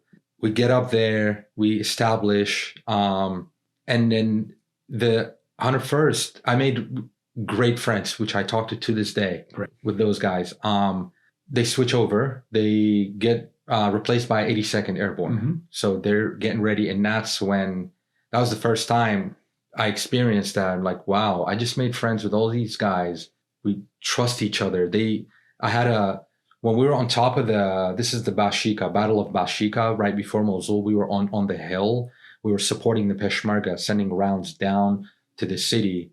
It was a very, very good time. We bonded together, all of us, the artillery guys, me, the Peshmerga guys down in the city, because We were there. We watched the whole thing happen. The Peshmerga went in, cleared the city. We saw helicopters. Like it was as real as it gets. We would go on patrols, and when they got ready to leave, it was such a, how do I put it? It was sad, but at the same time, like, I'm sad you're leaving, but I saw, because those guys do 9 months deployments. Like, I saw how much you were struggling here.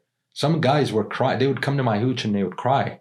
And then I was their like best friend. We would smoke together, would smoke cigars together. And watching you leave, I'm like, they're like, Mike, I don't know if I'll ever see you again. There's like, a lot of guilt. Yeah. There's a lot of guilt on our part. Yep. We have done our part. We've done our thing. And I may never come back here. And then there's also survivor's guilt of saying that you have to stay and you can't come with me. Tell me more about those friendships. It was, I felt very accepted and connected to those guys. I wouldn't even go home. They would give us like a few days a month, which was a risk, but I also was like, I'm having fun here. I don't want to go home. I'm with my boys. I swear. I'm like, This is what I wanted. And so those guys leave and a new unit takes over, and they leave good word that like the CO and the first sergeant, they're like, this is our guy. Like, you can go to him for anything. And then the 82nd, we pick up again, and then we go to Mosul. We go to the east side of Mosul. It had just been cleared. We establish again. And this is where few things happened that was, I'm going to share it. One of them was that, we had a lot of incoming mortar rounds from ISIS. And you'd be in a hooch at 2 a.m. in the morning and you hear screams incoming and sirens are going off. So you're just storming out of the tent. And scrambling to, Did you guys have like a hardened concrete? Yeah, we had the U-shaped bunkers and we'd go hide under that. And one of the days, Staff Sergeant Saddam, he's out, a great friend of mine. He's been retired for a while. I was in the tent. There was a convoy that had gone out. So it was us, the artillery, and we had the Calf Scout guys. They were kind of separate from us. They did their own thing. They had gone out on a convoy, and I'm in my sleep. Imagine someone waking you up from your sleep. It's like, wake up. Don't say anything. Don't tell the Iraqis, but we just lost a guy. So the army went out on a patrol. It was a convoy. They pull over, and the lieutenant steps out, Lieutenant Lee, and he steps on an IED. Like, he stepped out to take a piss, and he stepped on an IED, and it like cut him in half. So Saddam woke me up. He's like, they're going to take him home right now, or evac him, because they had brought the body back to base. And that was I don't even know how to put it. It was the first time seeing something like that. It was, the helicopter comes in, the Black Hawk, they load him up. And as he's taken off, his guys take a knee for him. And as the helicopter is going away, and I'm just like clueless. I mean, not clue. I know what happened, but I'm like, holy they just said goodbye to their guy, like their leader, their lieutenant. And that was very painful to watch. Like, we're part of this, or I'm part of this thing that's way bigger than myself. And I'm playing like really, really tiny portion of it. And people are actually getting hurt. And a few months goes by, I go on leave. It was hard to just exit the base and leave. So I would get on a helicopter. They would take me to the airport. And then, well, that's pretty cool. Yeah. Right. I feel like a celebrity at that point. That's cool. Yeah. I would like get on a roster if there's like a helicopter ride. And if not, we had a guy that would come on base. We would pay him, and then he would bring us cigarettes, like all kinds of stuff. Or I could just get in his car. Sure. He would drive me off, because the further we got, the Kurds were behind us. So it was safe for me I get back to base after leave, and we had multiple gates. I call the sergeant of the guard, let's say, and I say, hey, I'm walking in through the southern gate. Be aware, it's me. I'm wearing such and such. He's like, you're good, bro. Just walk through. I got you. He had passed the word, but somewhat the word wasn't passed. And then you had, I can't remember his name, the guy who was in the tower. He shot me and he missed. Wait, what? I swear to God. Wait, but you have to go into this. I walk in and you asked me a question. You said, did you feel something was wrong or did you feel fear? I think I felt it there. I walked through and I was like, I'm not supposed to be walking. It was there was just sea wire. Mm-hmm. It was one of the gates. I'm walking in and I swear to God, I can see the reflection in the tower. And then I hear a round and then it just lands in front of me, like hits the ground, like a rock skips and goes up and down. Like I just got shot at and my guy missed. Thank God he missed. We'll say it was a warning shot. Probably was a warning shot. Yeah, Sure. like really, I just froze. I just, hey, dude, this is like, I get on the phone, call, and he's screaming at him already. He's like, dude, that's Mike, that's the Terp. And then, yeah, that it was bad that he got in trouble and we were all friends. I was very close with that. Oh my gosh. With those guys on the Did you ever meet him? I don't need his name. Yeah. Did he ever apologize? Yeah, he did. He was actually like one of the guys that I would talk to on a daily. And he apologized. They were like, Mike, we're gonna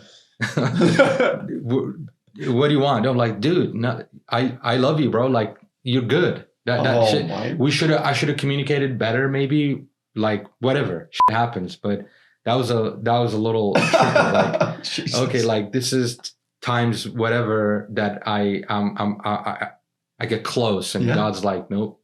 I got you. I have something else for you. And then during that time we would that's when I learned about a chaplain. I would go out on patrols with the Army security guys, and we'd have a chaplain with us, and we'd have like boxes of all kinds of goodies, and we'd just go knock on doors and give it to kids.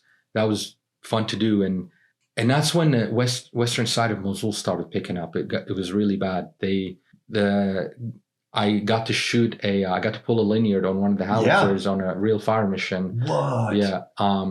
So that I called my company. I got to a point where things got a little slow. I called my contracting company. So you're a contractor technically, and you're a conduit to the United States military through this contracting company. Yep, and they're getting paid through the Department of War now, DoD. Then I called them. I said, I want more action. Jesus, God, you were 19. You're acting maybe 20 at this point. Yeah, probably. But you were acting like a 20-year-old. Yeah. So you call them up and you say, I said, hey, I want more action. I love these guys, but I want to be in the front. They're like, well, first of all, you're too young for that, but we could probably use you because you speak Arabic. How about this? There's a team in Kirkuk where now they're going to pull me out of outskirts of Mosul, bring me back to Kirkuk. Like, there's a team in Kirkuk. They're special people. They go out at night and you could die. Like, which is the best thing you can say to a 20-year-old. That's all I needed to hear. Oh my God. They're probably trying to warn you, and you're like, yeah, I'll take it. Oh my God. They were when I was going through the initial hiring process, they were like, hey, if there's potential assignments that would come up with people that are dangerous, you could die. So like a lot of people would choose the easier side. It's like, she said, we have to talk to them first. They don't just allow, and you're also a local national, because most of the Terps that worked with those guys were already U.S. citizens. I see. They had there's security reasons inside of that. Yeah, TSs, which I understand. They're like, we'll talk to them and see if they can use you for certain things. They're like, yep, they'll take you, pack your bags, meet back up at the airport. Well, there was a whole process to pull me out of Mosul and bring me back to Kirkuk. And I go to the base in Kirkuk. And this is where you're from originally. Exactly. Now I had to think about it, because I'm like, okay, well, I'm coming back to where my parents live, 15 minutes from the base. And that Kirkuk, and that base specifically, wasn't a huge base. It was a small MARSOC team. And these guys just roll out in civilian like shirts and Land Cruisers, and nobody even knows who they are. So there's no like huge presence in Kirkuk. This is like 2017 now. Like, this is not the invasion era where we're like massive Humvees, we're all armored up, whatever. And so you said this was a MARSOC team? Yep. This is like all hush hush. So I get there, and immediately I could sense the vibe. I didn't know who they were. I didn't know MARSOC. I didn't know anything. I had just heard briefly, Navy SEALs, special operations. That was my knowledge of special operations. So I see these guys walking around, and I had gotten used to calling people by their ranks when I worked with the Army, like sergeant, sir, just out of respect. Nobody made me. And then I see just guys walking around and dressed like us. They're like, dude, drop that sir or sergeant and just call me Nate. And then Nate, he's like a big brother to me. This guy I love Nate. Nate, I love you. If you can hear this. And Nate is like, all right, have a seat. He's like, all right, so here's the deal. He didn't say we're Marine, nothing. I found that out by myself. I was like, are you guys recon? They're like, no, we're not recon. We're MARSOC. So I did my own research. My heart is dying a little bit on the inside right now. Because I looked up Marines special and recon popped. I was like, are you guys recon? I appreciate that. I appreciate that. I got love for my MARSOC brothers. So Nate is like, all right, here's the deal. Here are the rules. First of all, we're going to watch you for a few weeks. See how you do. We're performing constantly. We have a lot going on. We want to see what you do for 2 weeks. And these are the rules of this little compound, very small compound. And that compound, a few months before I showed up, and before that team showed up, they got attacked by ISIS. Like a few ISIS dudes like snuck up to the gate and like started throwing frags across the wall, and they were like fresh. These guys just got here. They're like, we're not around. Like, our security is like, and you're local. We would love to trust you. You're going to work with us. So here's the rules. 2 weeks went by. They loved me. Great guys. We started working together. We started going out on ops. 2017. And now I'm in my city. I'm close to my family. And so the people that these guys are working with, the local nationals, they're all native to Kirkuk, officers, generals. And so I had to be very careful. We would talk, and they would mention names of high individuals in the government that I know of. I've seen on the TV. I'm like, oh, I'm going to be talking to these people. So we start training. They assigned me to the element that was training the Peshmerga and the intelligence guys. So I got to do a lot of cool stuff with those guys. We trained the Peshmerga from like CQB, CQC, intelligence. Close quarters battle and close quarters combat. Yep. We didn't really do a lot of gun on gun, high level engagements when I was with MARSOC, but I got to do some cool convoys. I was involved in like really important meetings that had a lot of impact. And that's a lot of their mission set, right? Is to be able to help the Peshmerga, right? To be able to train them, to be able to work with them on, combined arms, right? And being able to bring forth the full bear of the firepower they have at hand. I mean, that's running right in line with their primary mission set. So, and I was I think I was the only one that spoke Arabic, but they didn't need much Arabic there. They're like, okay, we have a mission. We have to drive to Key West. That was a huge base that was northwest. We're going to go meet up with the SEALs and Canadian Special Operations. We're going to participate in this operation. And they only sent one element of the team. And I was lucky to be chosen. Like, you're going. Like, wow. Hell yeah. Handpicked, Yeah, they're like, you're going with us. And I get to ride in a first Vic in the front seat. And we're driving through all kinds of checkpoints, Iraqis, Shia militias, and I'm just the guy just taking all the like up. I just shut the door and like, just roll through. These guys ain't they're not doing Really? Yeah. Yeah. So the dynamic, that's what's so interesting to me, because again, I'm the dude in the back of the convoy being like, dude, what is going on? Exactly. Right. And you're out there like just solving the problems. Okay. So now explain a little bit more of the Sunni Shia relationship at this time frame and how you had to be able to navigate that. Basically the Shia was in charge of the government. ISIS, they're Sunnis. So the Sunni part of Iraq may disagree with ISIS, but somewhat they're like, well, we got the Sunnis trying to take over.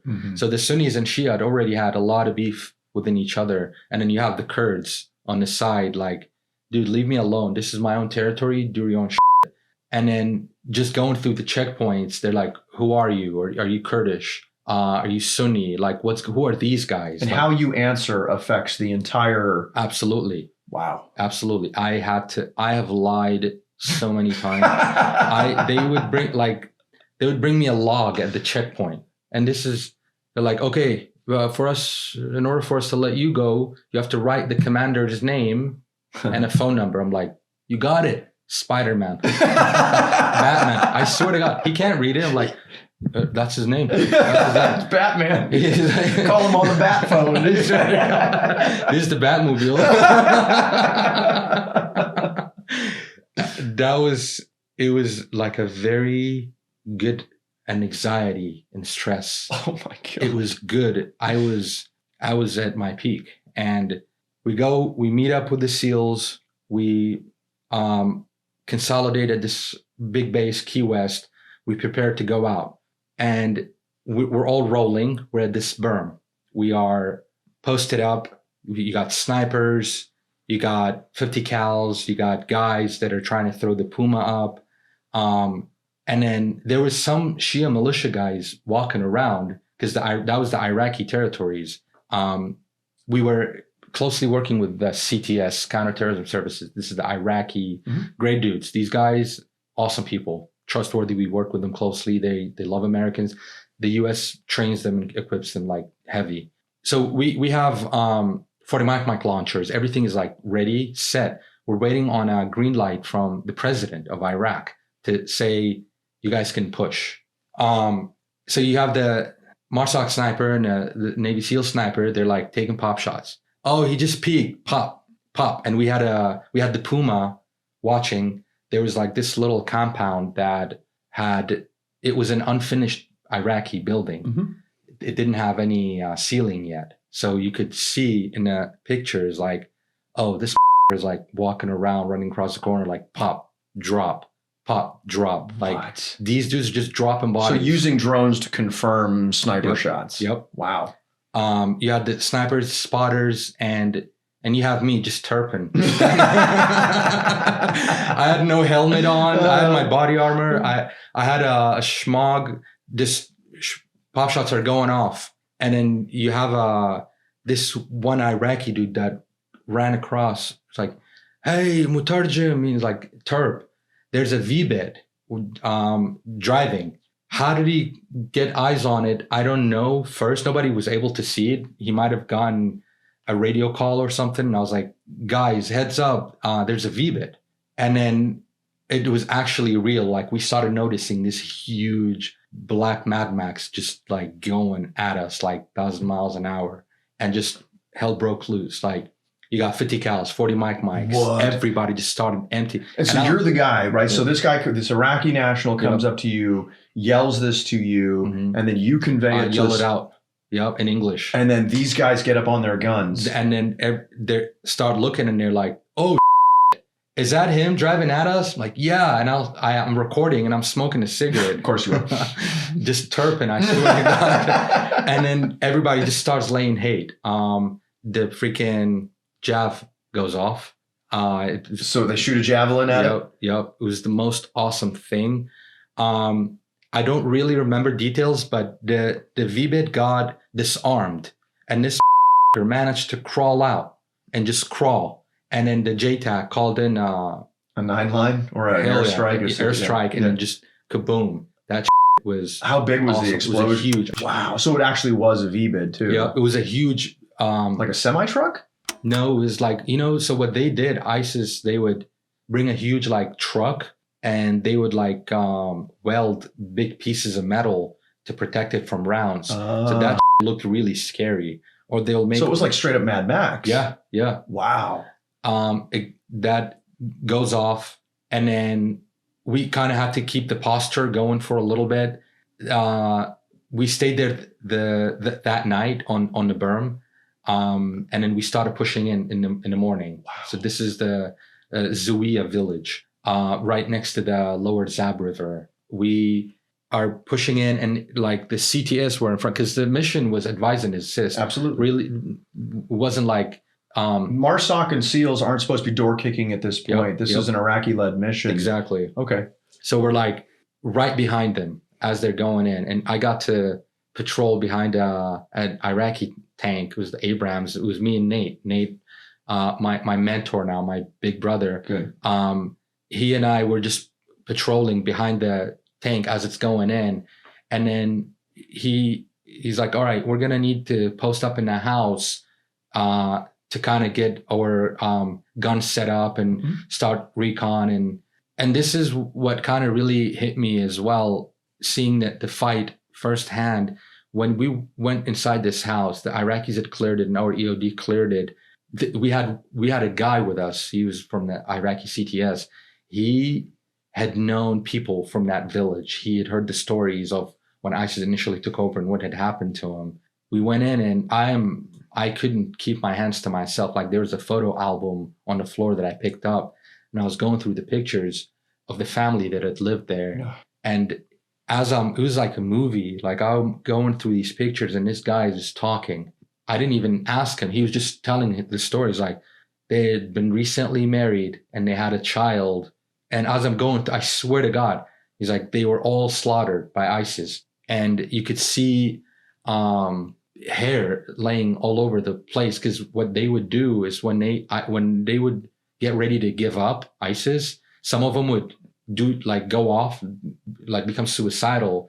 And some of them would just shave and try to blend in with people that are trying to escape, because those guys, you were forced to get your beard growing. And I had found the guy's bachelor's degree, copy of his bachelor. He's a petroleum engineer.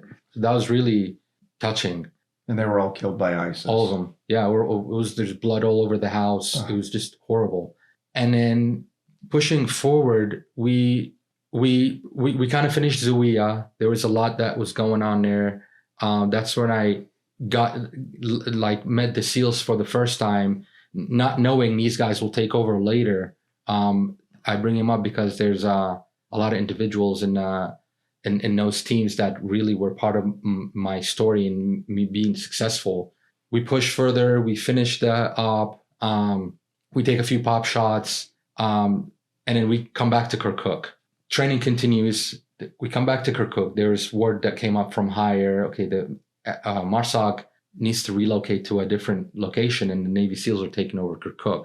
And that was another one of the moments where these guys are all Marine. I just made my best friends here and with this team. And the SEALs take over. During that transition. And you stayed? Yes. Okay. You couldn't leave. You couldn't go where the team went because the contracting company had assigned you to that location. So a specific location, not a specific team. Yep. Yeah. And they were getting ready to go home, the Marines. Okay.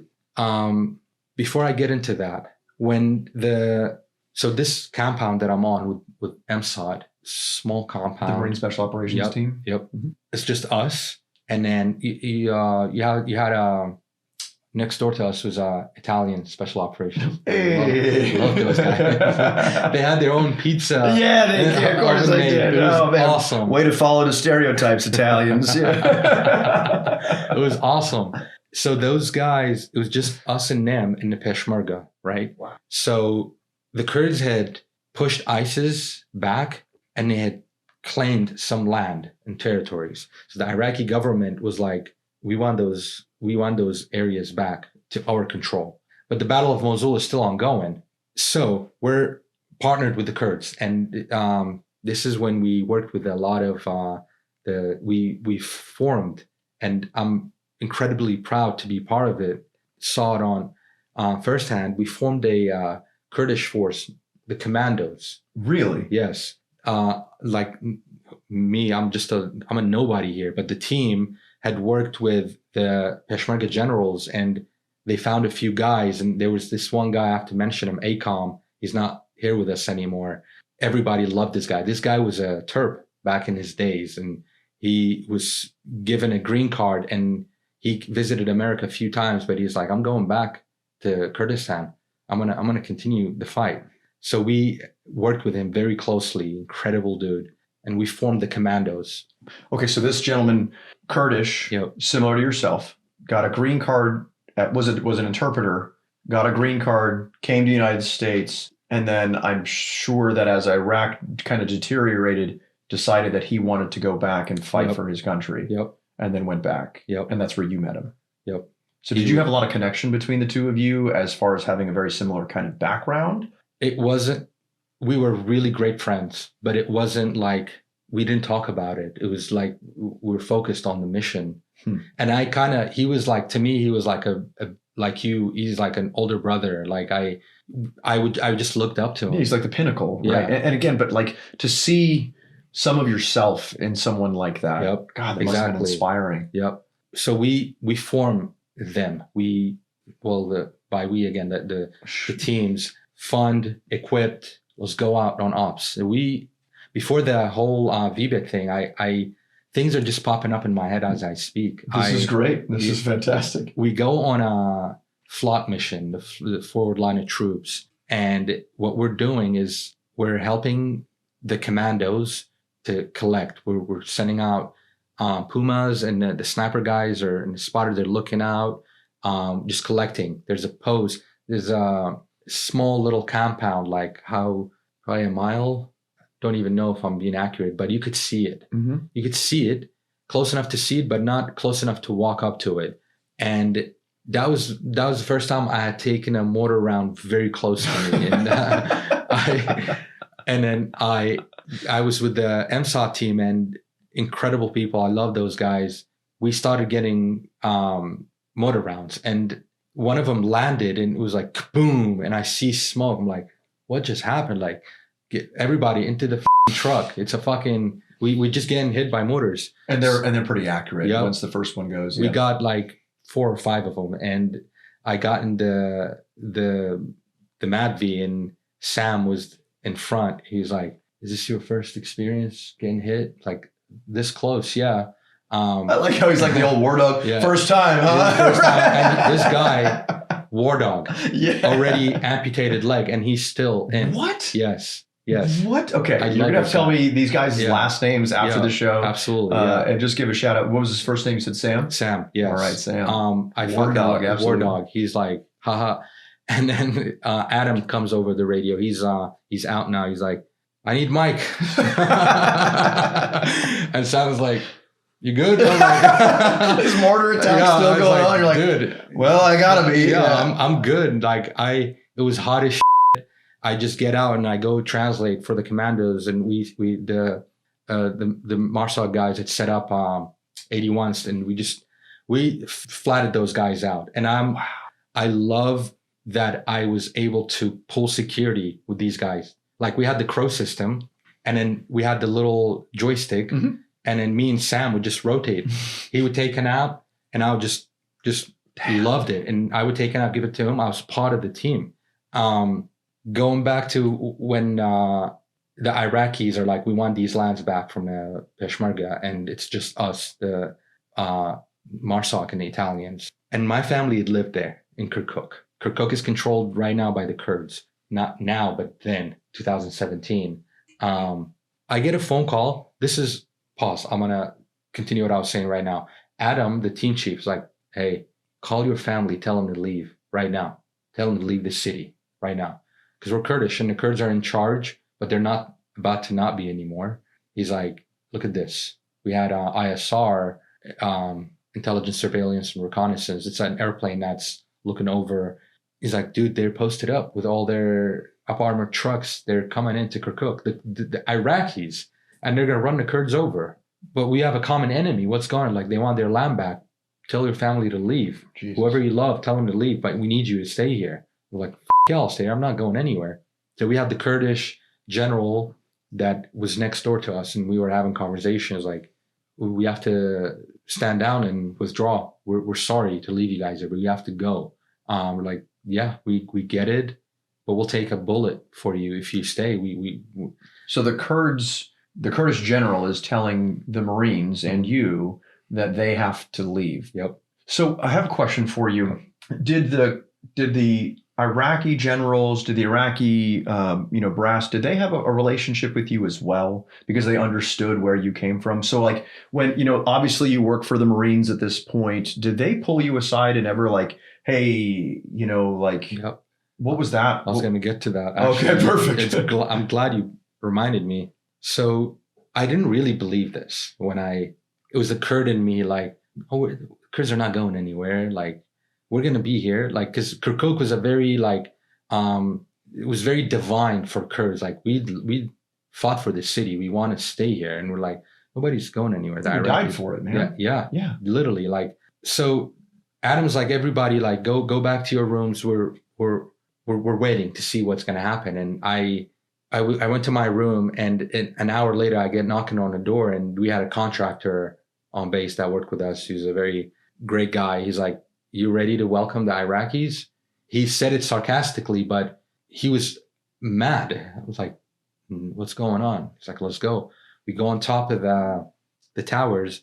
Within a few hours, the base was a zombie land. Everybody had left. And we're standing there, and I see in distance like Humvees pulling in with the huge Shia militia flags. And what does a Shia militia flag look like? All kinds of it. It can be green, solid red, solid black. It could be a picture of their imams, which their prophets, like a face with like schmog or scars. But not an Iraqi flag? Iraqi flag on its own can mean anything, but it can mean just Iraq. But if it's followed by other flags, it's the Shia militias. Wow. Because the Iraqi military, or specifically the special operations, CTS, they wouldn't fly anything, just the Iraqi flag. So we knew it was them, it was the federal police, it was a lot of people. And I'm just like, what the hell just happened? And my parents are gone. My family, they're all gone. And they're like calling me up crying. They're like, are you going to be okay? I'm like, are you going to be okay? I'm surrounded by like Marines. Yeah. Like I'm fine, but it was very emotional, very, very emotional. Oh, like Kirkuk got taken over. And then we're all postured up. Everybody's full kitted up, guns on the roof. We're ready. And these are part of technically the Iraqi government. Exactly. It was so confusing. Oh God, yeah. So confusing. And we couldn't do anything. We would have been outnumbered like that. Somebody dumped a mag on towards our direction, like stand down, nobody fire back. And then we have all kinds of security. We have people already aware that we're basically abandoned, and you have ISR over. So what happened is we're like, okay, we're gonna leave. We're getting ready to leave, and we're gonna blow everything up behind us. You see dudes walking around with like Bangalores, like C4, just stuffing it in the kitchen. I saw all of that. It was like plastered on the door, like under the vehicles, like. So let me see if I have this correct. So the Marines and the SEALs were not there at this time yet. Yeah. So the Marines were there with you and had helped, advise and assist the Kurds to help clear Kirkuk, right, and to take it back. Yep. And then you had to give up control to the Iraqi government. Yep. But in that, there's this cultural, quasi-religious,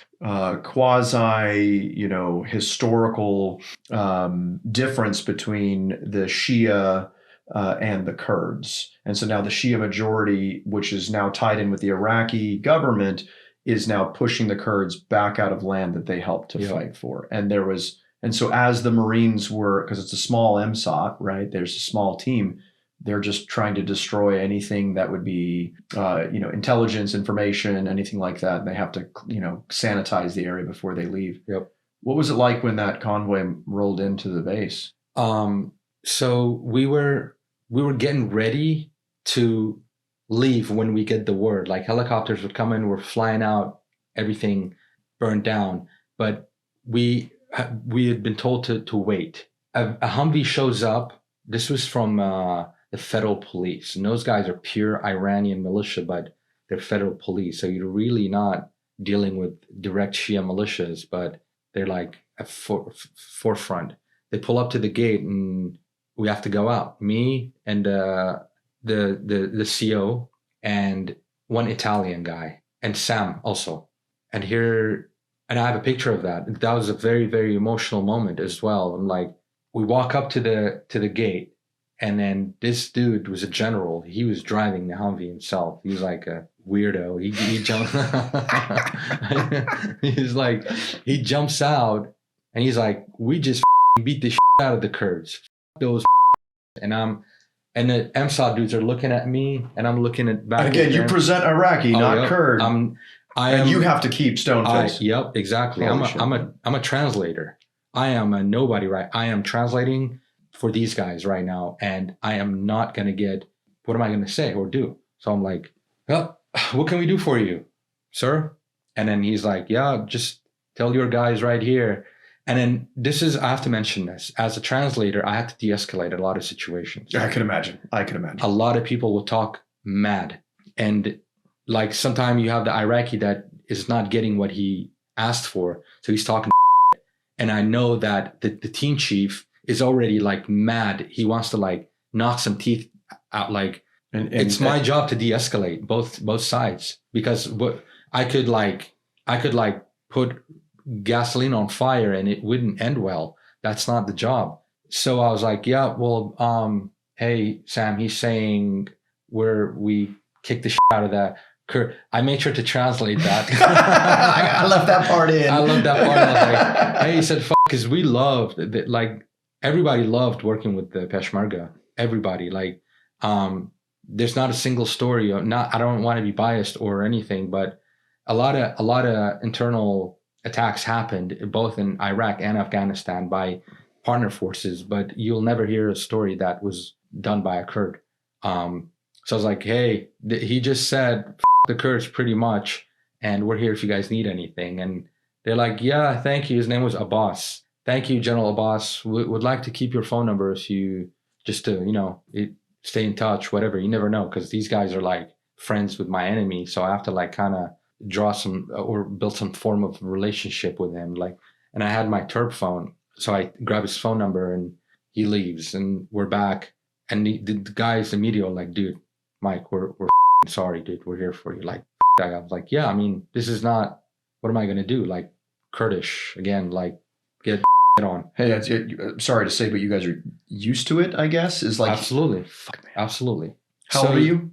Probably, I'm 21 now, I think. 21 years old? I think 21, yes. So just for clarification, right? So 21 years old, the Kurds and the Marines and you have cleared through Kirkuk, have fought for this space, and further. Yeah, the little towns outside of Kirkuk. And this general comes in and you guys are told to leave beforehand, that the Iraqi government is taking it. And then this general, to your face, not knowing that you're a Kurd, continues to effectively berate you. And you have to, at that point, be the ambassador of military and government relations. Absolutely. At 21 years old. Yep.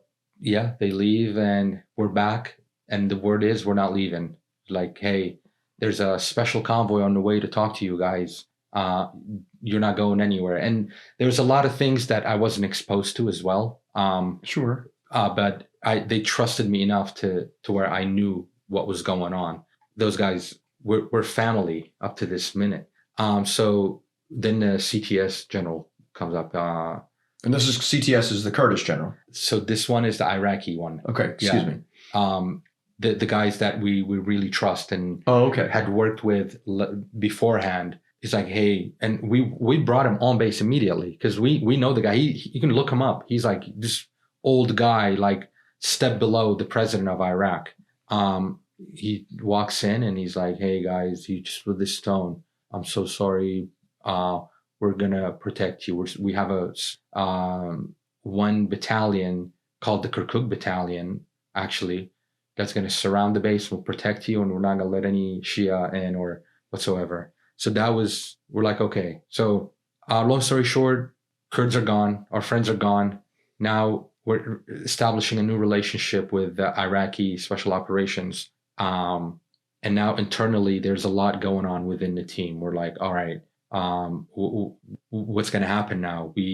Our guys went up north. We have to split the team into two elements. One team is going to go work with ACOM. the commandos up north, and then one team was going to stay here to maintain the presence here, because word comes down from a big boss that we need to maintain presence here. And that's what essentially happened. And to me, it got risky, very, very risky, because beforehand I would drive off base by myself in the F-150 trucks that we had, or the Hiluxes, and we'd just go buy groceries and all kinds of stuff for the guys, because I had the Kurds on the checkpoints, and we're buddies, friends. Family. Yeah, absolutely. Now everybody knows there's a small American team here, everybody. And then I will be the only person leaving in and out of that base. We had 2 cooks that they left before they ran us over, because they were like, I don't want to die here. Yeah. So then I had applied for a visa for the US through International Organization of Migration, which is like an organization that does a horrible job with visas. This is like they're based in Jordan. This is before it gets to America. So that they respond, they're like, "Oh, your shit's gonna take years, 8 years, 9 years, 10 years." So now I'm at a stage where I love what I'm doing. I'm an interpreter, but I'm also trying to get the fuck out of here. Like things are getting more heated, specifically when they came over, the Shia militias. And that whole transition, when it happened, like there was a lot of people died in the city, like civilians, like they would go kick in doors, like Kurdish people, family, like whatever. Now we have a new mission set. We have a new routine. We're working with new people. And now the MARSOC is getting ready to leave, and Navy SEALs are taking over. So the SEALs had already come and shared the base with us. It was like a month and a half, like transition. And I was going in and out of base every day. It was bad. I could feel it. I could feel the eyes. I could feel the energy. I played with fire a lot. I get a phone call, because I had my Terp phone. That was the start of it. I was like, oh boy, here we go. Like, hey, we know we got your number from, because the Terp phone, everybody has it. Like I have to talk to everybody to talk to our guys. They're like, oh, I'm the new security officer, major, whatever.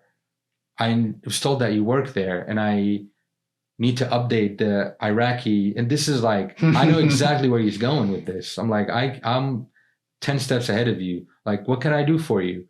It's like, I want to know exactly how many guys are on that compound, how many, and this is like, you're so funny.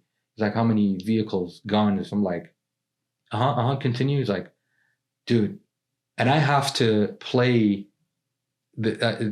I put on a poker face. I have to play innocent and act dumb. And because you're not trained by the CIA, you're not trained by the State Department. You're 21, 22 years old, having to deflect bad actors who are trying to collect on Americans. The guys, the teams that and Italians. Yeah.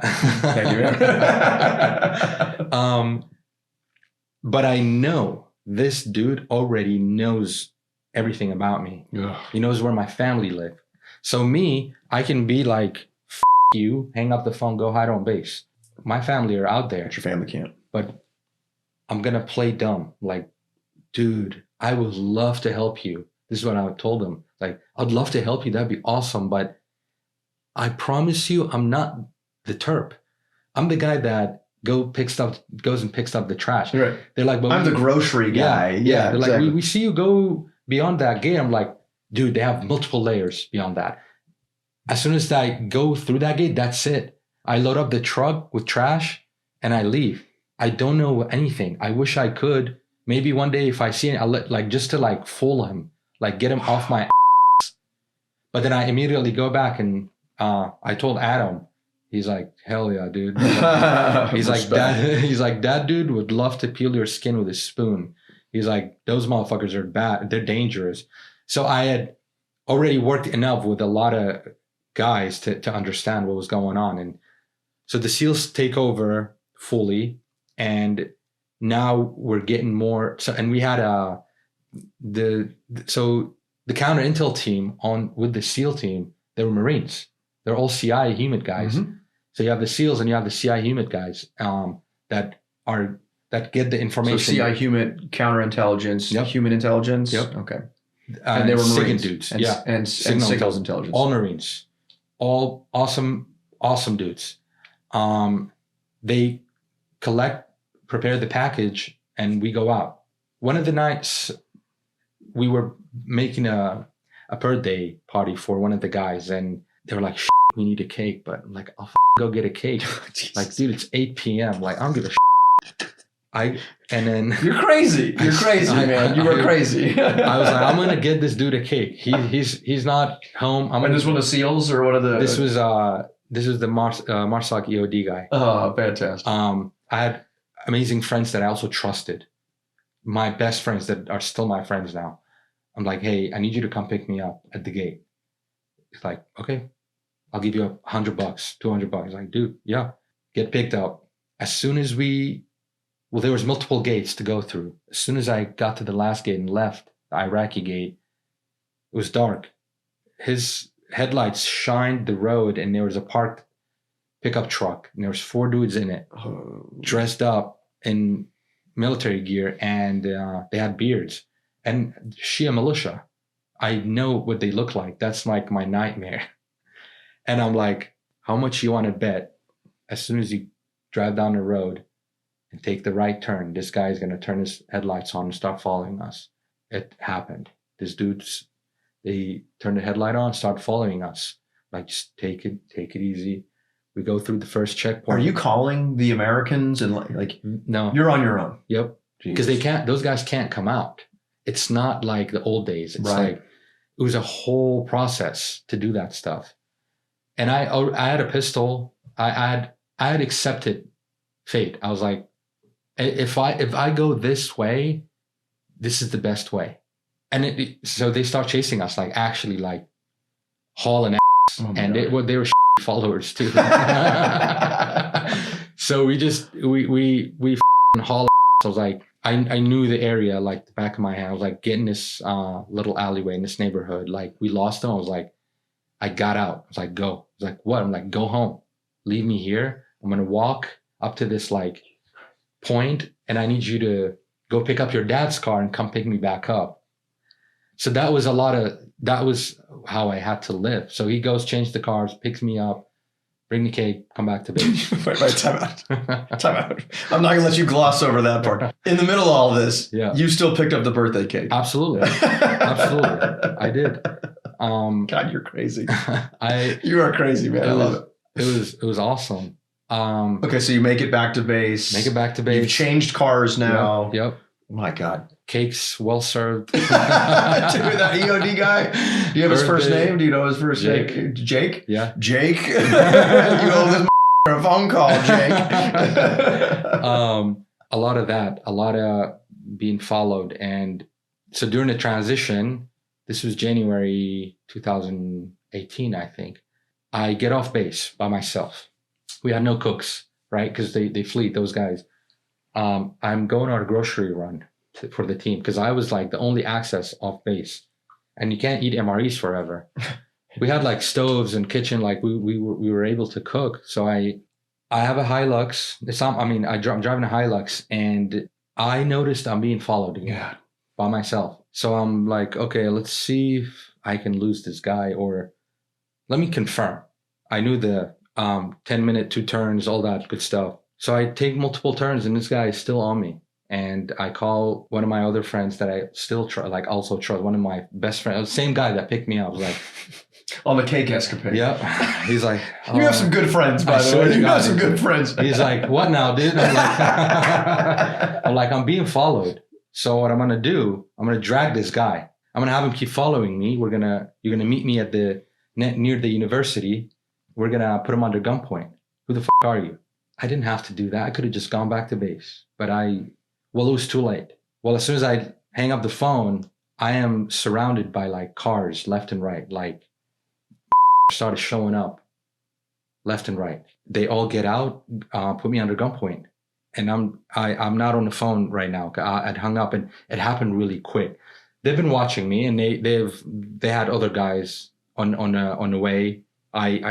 If you think I had a reaction, like, I didn't. I was just like, What's going on? Like, get out. I locked the door. Like, get the out. Banging on the window, and I couldn't leave. They had locked me pretty good. I didn't know who they were. They were civilian. They were in civilians. I knew it wasn't ISIS. I suspected they were Shias. Open the door, and then I just get dragged out. So I'm like, it was winter, and I had an Apple Watch on, and my friend was calling me in the moment. And as I'm like going through the motions, I'm like, oh, I responded on the Apple Watch. Damn. So he can just hear the background noise, like, help, I'm being kidnapped, like, just so he can hear me. Didn't take him long. They reached for my phone and turned it off, took my wallet, and they throw me in the back of a Toyota Camry. Someone else gets in, and then it was a neighborhood. There was like women and children that came out. They were screaming, like, leave this kid alone, leave this kid alone. They took off. They take the Hilux, they take it, and I'm like trapped in this back of and I wouldn't be able to open the door as well. So they put like a child lock or whatever it was on the door? Yeah. So you're in the back of this Toyota Camry. Yeah. Now. There's a guy next to me. Your car is gone. Mm-hmm. What are you thinking? This is it. This is it. I was just a terp. I wasn't anybody, and I wasn't trained on anything. But in the moment, I was just like, oh, cool. This is it. And I had a big mouth, which I swear to God, I'm like, shut the f*** up. I was telling myself, this dude is in the front, is a driver, and then you got driver's seat, and then you got this dude. It was probably the only action he had in his whole life was to just punch me for no reason. So he hits you with his AK? With his fist. He had gloves on.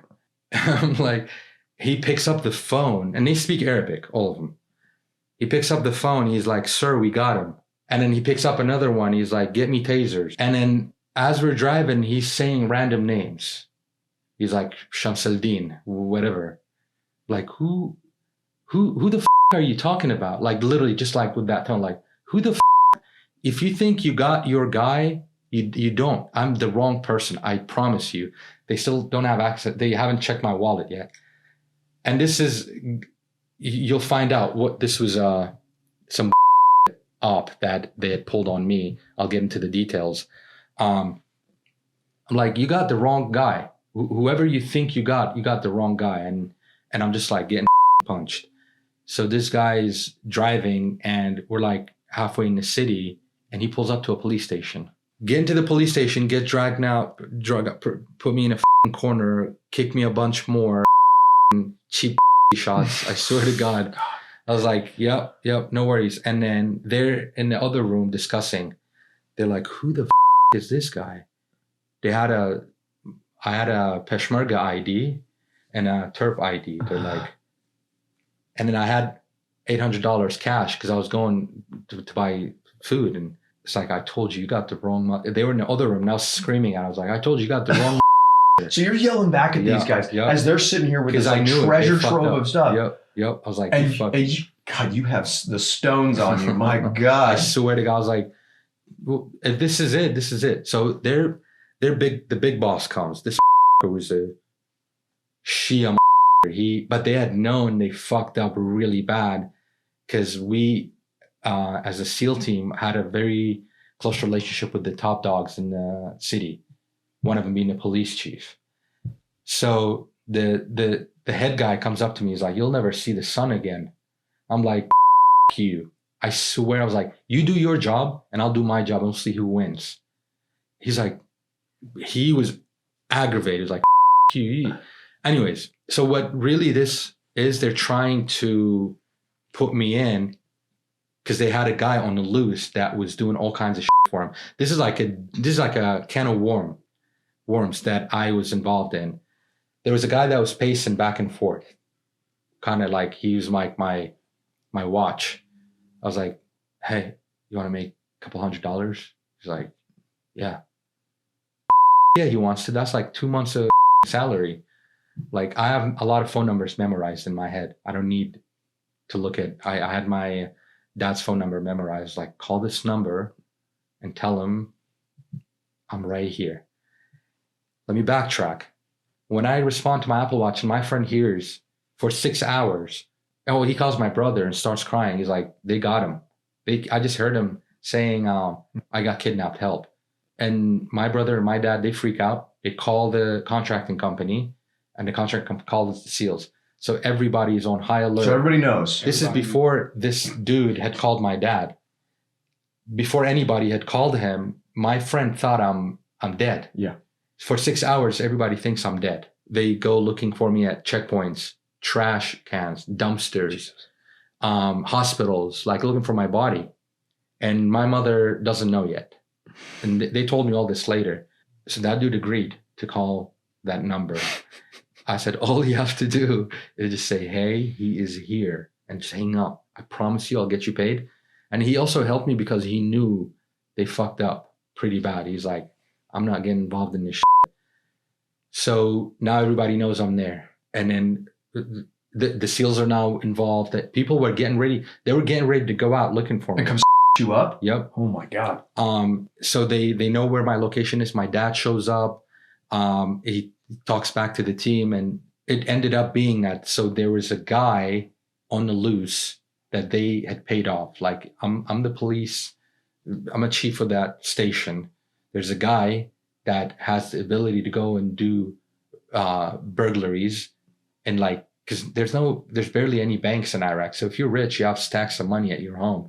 This dude would go steal money and pay off the police. So they had him on the loose. Some people had noticed that there's somebody who's doing this, and the news had gone out that this guy has to be arrested. So what they tried to do is arrest me and pin it on you, and throw me in. But holy it went backwards. Those guys are all in for life, by the way. They're in jail. Really? So, okay. Yeah. So then all of this unravels because you get a phone call on your iWatch or your Apple Watch, and you set the things in motion. And now, how did you get out of this? We had a special team that we had trained, case SWAT. They were specifically assigned by the SEALs to come and just pull me out, like just get me out. And I'm assuming based on your cagey response that you're not going to give any more information on that. Yeah. And so what happened is they made a lot of phone calls, and these dudes, the guy who got me was like, I am so sorry. This is the worst mistake of my life. In the car on the initial ride. Yeah. So what I did, because I was also in the process of coming to the US, and that's a hard process to get that visa. I wanted to clear my name because they took my fingerprints, and I was like, and then that's going to ping in Jordan, right? And the State Department. And I was like, I'm going to clear this out, where they're like, okay, you have to go to court the next morning. So we have to put you in a cell tonight. You have to go to court in front of the judge to get your name cleared. We can let you go now. If you want to go home, dude. Get the out of here. We're sorry. Like, they're like rolled out the red carpet. You're like, we are so sorry. I swear to God. They're like, just leave. I'm like, no, I'm going to talk to that judge tomorrow. Because I need my name cleared. Because if I go to an interview a few months later and I'm talking to somebody at the State Department, they wouldn't just believe my words that, hey, I'm cleared. This is just like a hiccup in the system. Like, I need that cleared. They're like, if you need that cleared, weird process. You have to go to the judge tomorrow. Judge is asleep right now, and they can't just call the judge. I had to fight for my own name to be cleared. So I stay the night there. I go to it was the same jail that had got blown up when I was in 6th grade. When next to this school? Yep. Are you? I swear to God. It was.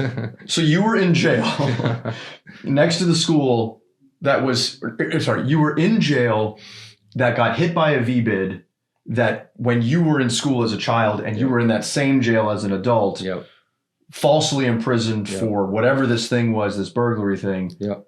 Okay. So you go to the judge the next morning. What was that like? He was like, I know everything, dude. We're sorry. Please, here's your exoneration paperwork. Go home. And that was it. That was it. And then I go back to base.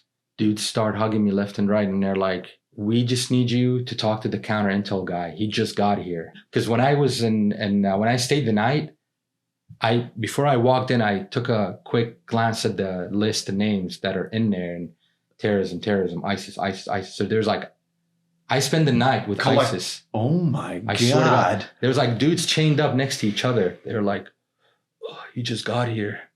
How's the sun outside? These dudes were rotting in there. I didn't sleep the whole night. I was just chain smoking. The following day, well, but before my dad found out, he had to tell my mom. My mom told me this later. She was like, your dad was acting weird. And I watched him walk outside in the front yard. He was on the phone. I knew something was up, and I knew it was about you. And my dad walks in, and she's like, we can't find your son.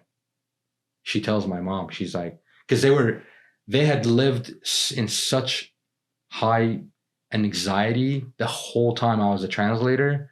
And for them to hear that was their nightmare. It was the worst nightmare coming true. That they could like, so she collapses, but then that's a whole different story. So I go to base and they're like, dude, we're happy to have you back. They had, there were people flying in from Erbil to get ready to, like, they told me the whole story. They're like, dude, ISIS, you are like our priority. We're trying to get you out. We're trying to find you. And they're like, we have a counter intel guy. He just got here. You have to talk to him, or he wants to talk to you, just because it's like, you just spend the night with ISIS. We want to know what's going on. So, and it's Fritz. Like, he's like, hey, I'm Fritz Slayer. I'm counter intel guy.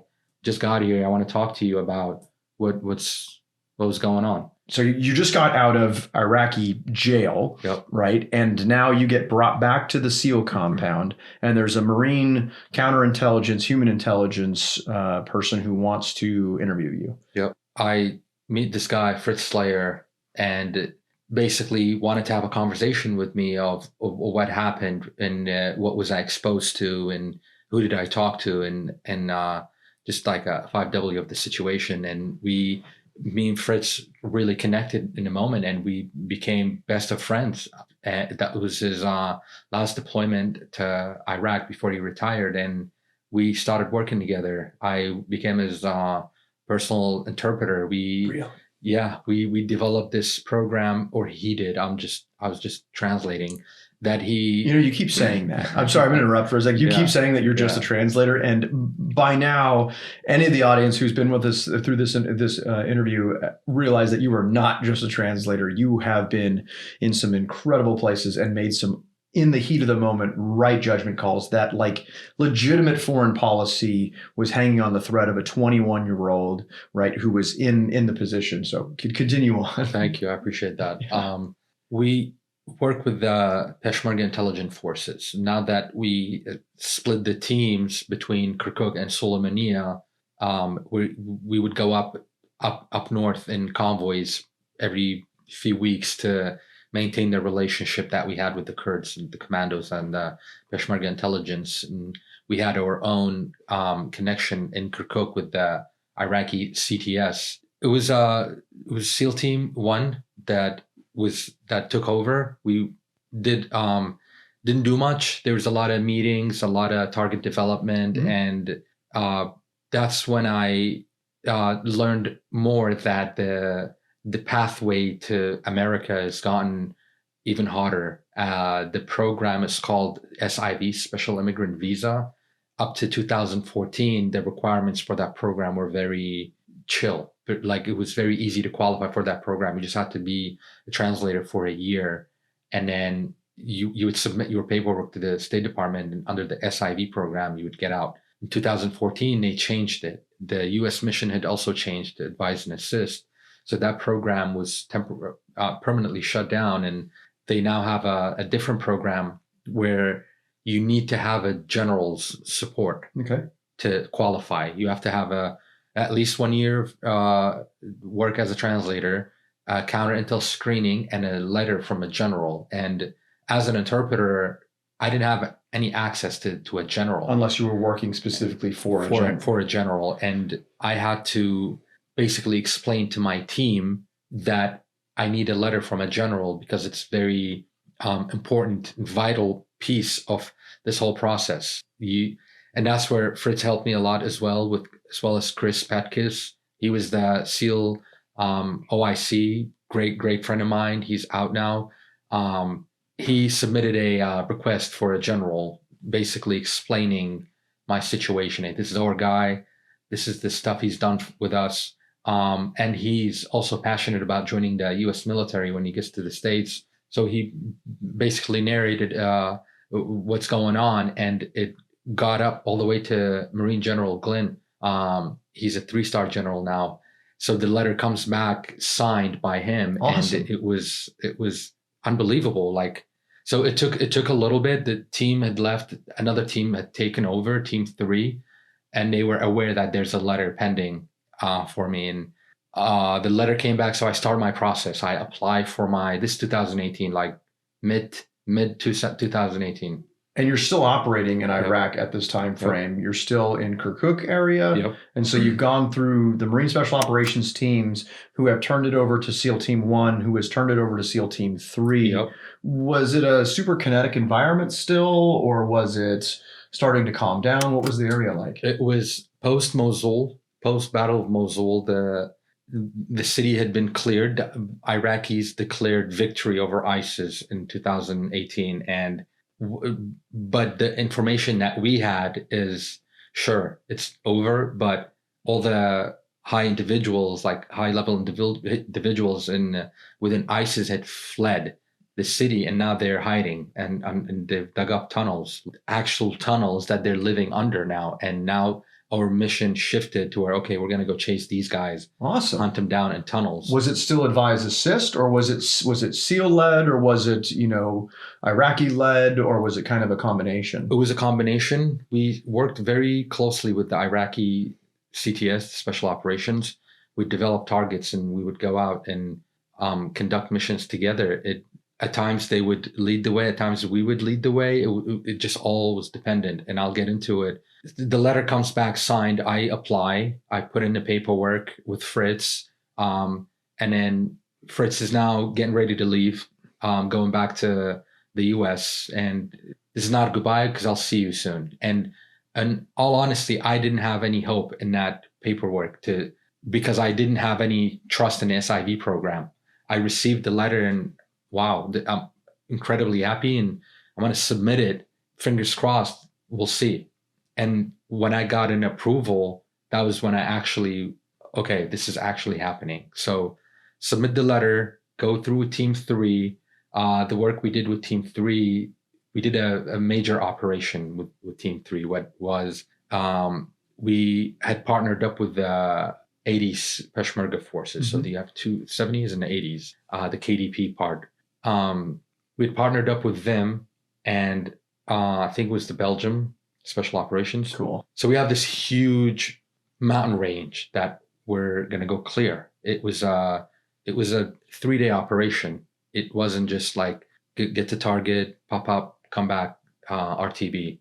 There was a lot of moving parts, a lot of planning, logistics involved in this operation. So we get inside our Land Cruisers and MAD-Vs, and we start driving towards the Makmur Mountains, okay, which was a huge mountain range that was known for high presence of ISIS inside the tunnels. And it was very... So that was my question. So are they're using the mountain system because there's a tunnel network that they can hide in?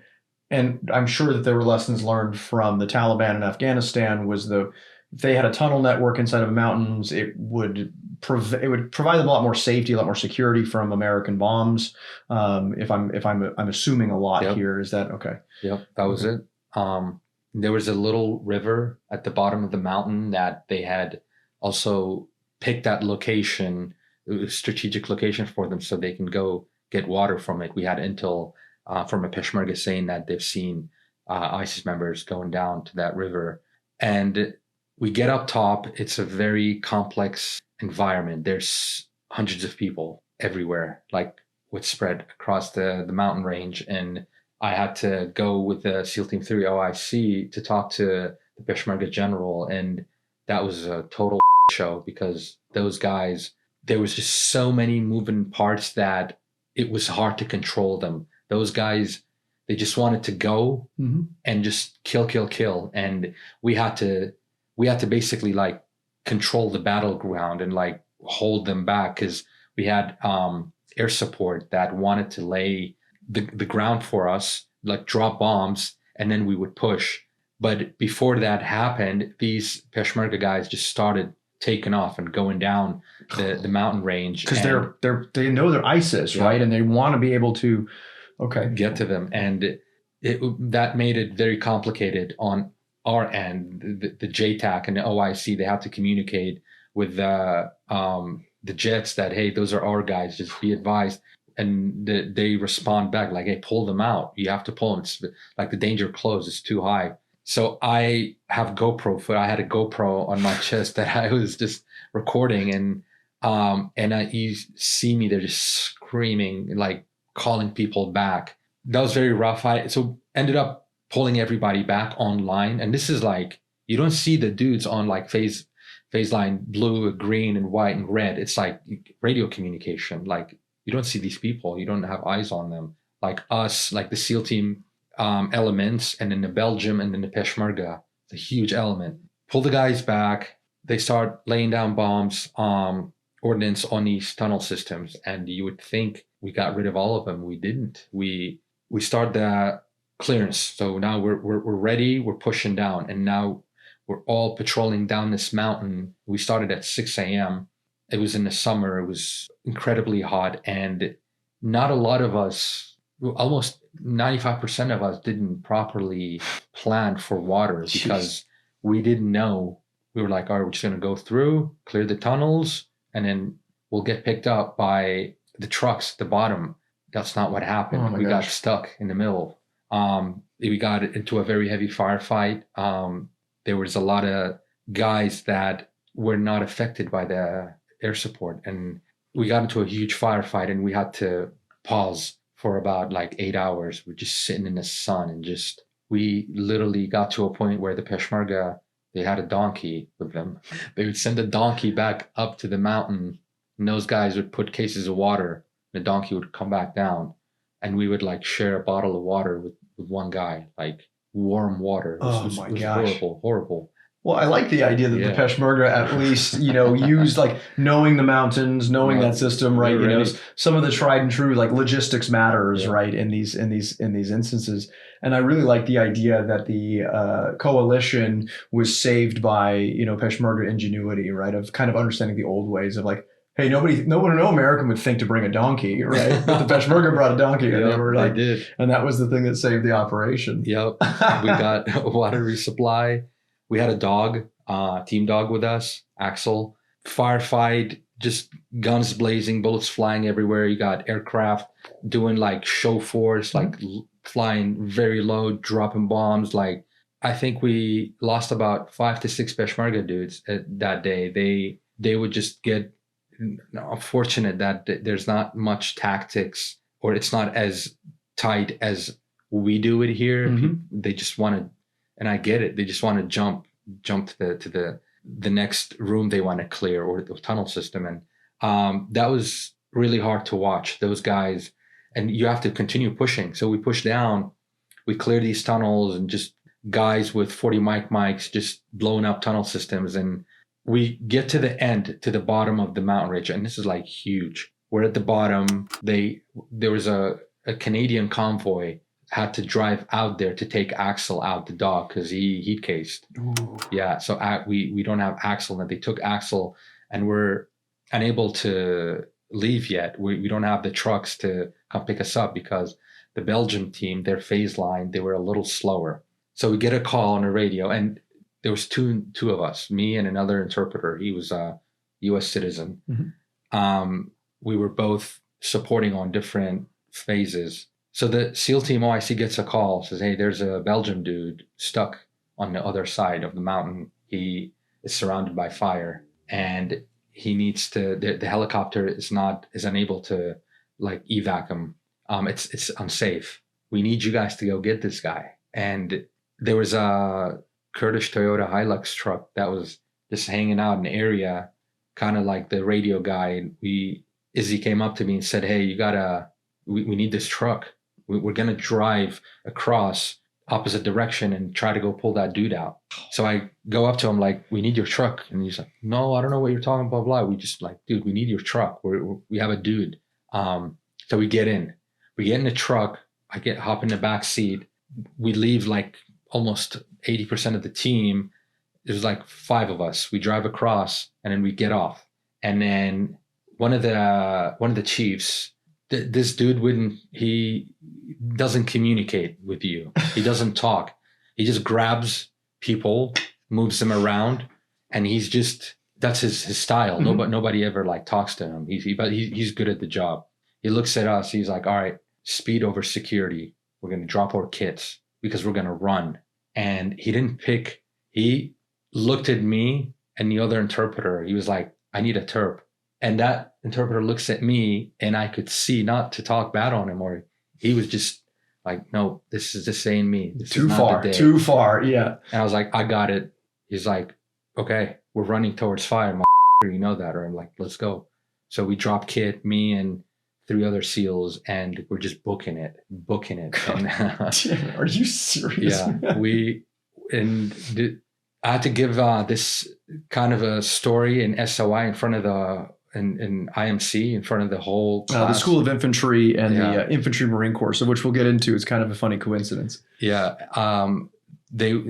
Somebody had brought up courage. They're like, we need an example of courage. Does anybody have it? And I kept my mouth shut until there wasn't any. And I said, I have a story to share. And I think that's an act of courage, to where I stepped up and I knew I'm going to be running towards fire, but I still did it knowing selflessly that it's going to potentially save somebody else's life. By no means I'm Superman or anything, but I don't know if I should say we were lucky or not, but by the time we got to the base of the mountain, those guys had already reached the bottom. So we didn't have to go back up and like get in a firefight and bring them. But we did sprint for a good distance. So who had gotten to the Belgian soldier that was isolated?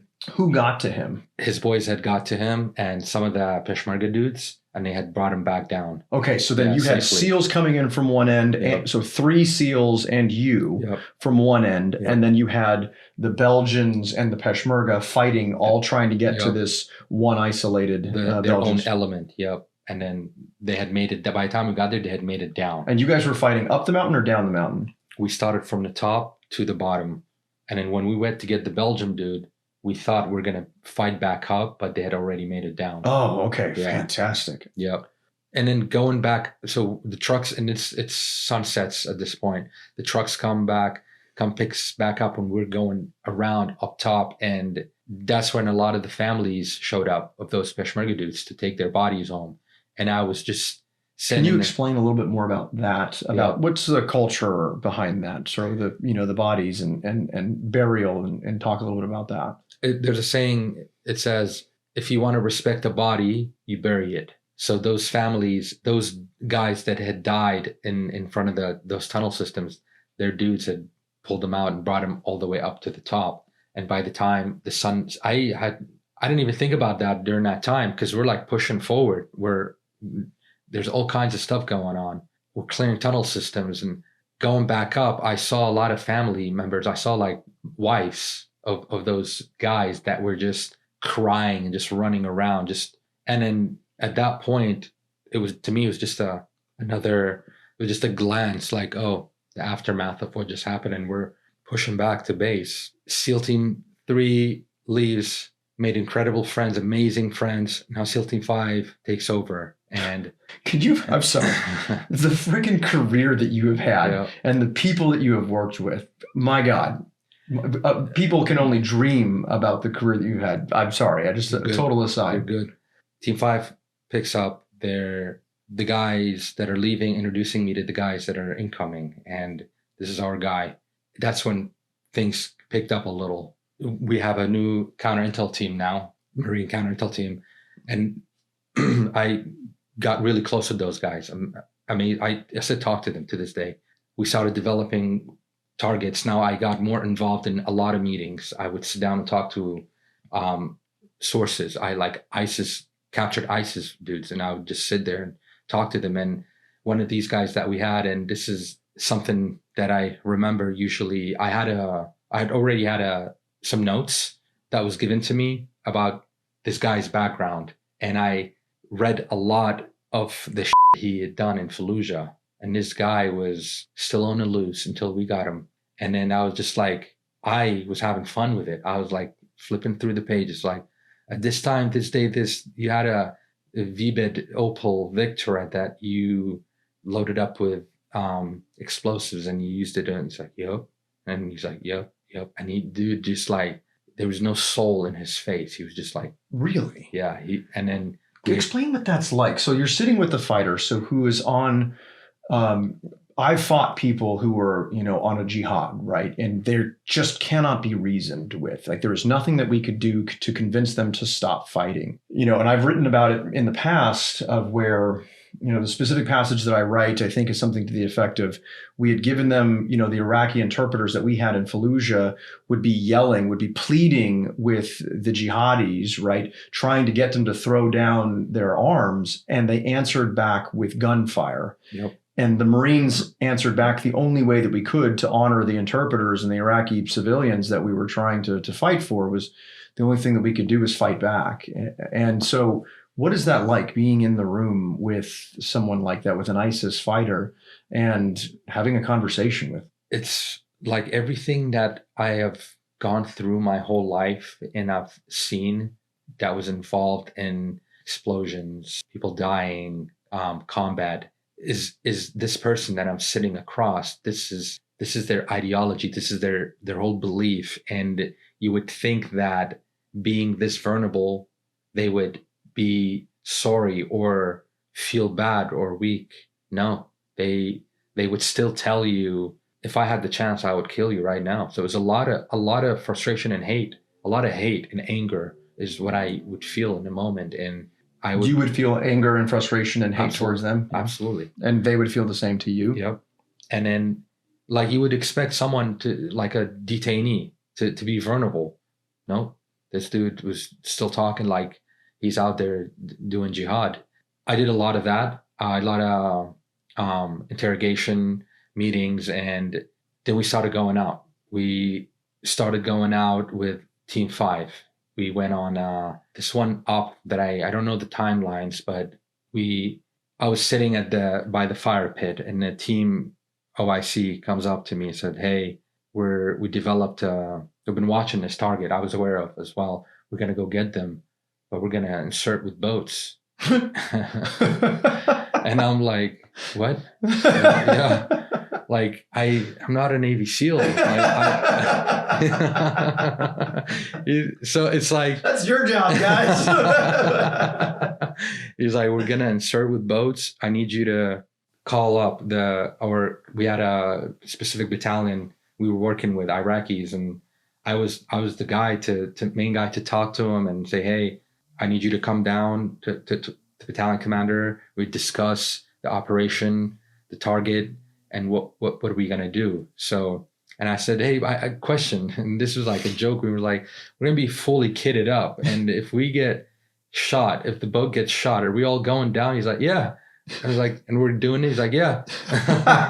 He's like, "Oh yeah, matter of fact, of course we are." You're like, "Oh my God, what did I get myself into?" So, I'll be honest, that was one of the scariest ops I went on. It was just unknown, very unknown. I've never done anything like that.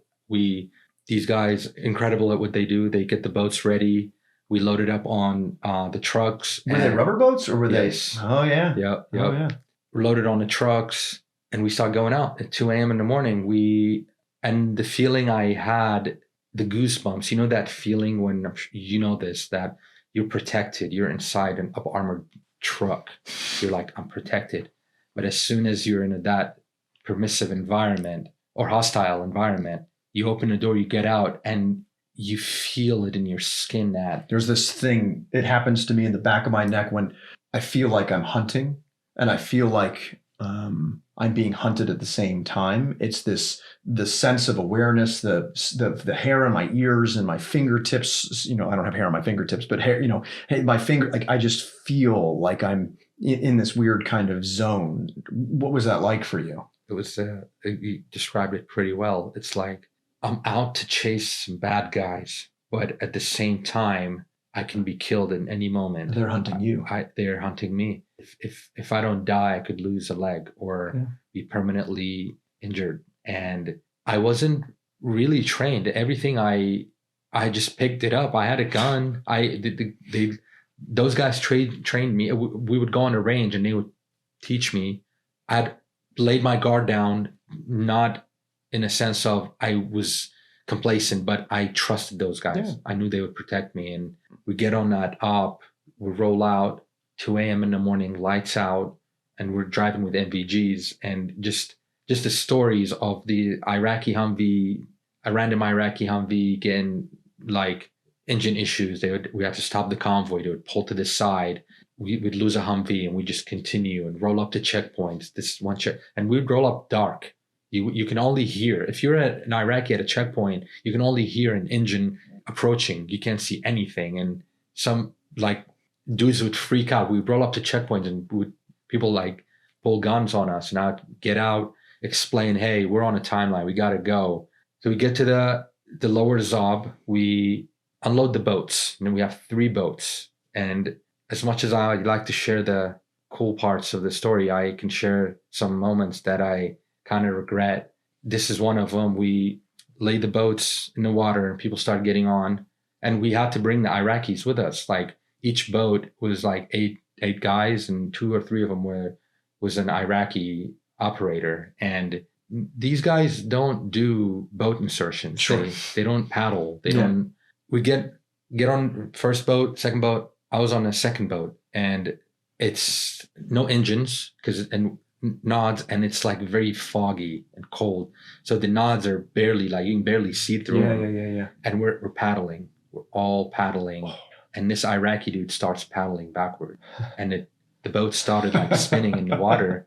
And we hit something in the water. We hit a rock in the water that stopped us. And everybody jumped the out. You have to jump out and hang on to the boat. And the current is pushing you. So we're wet.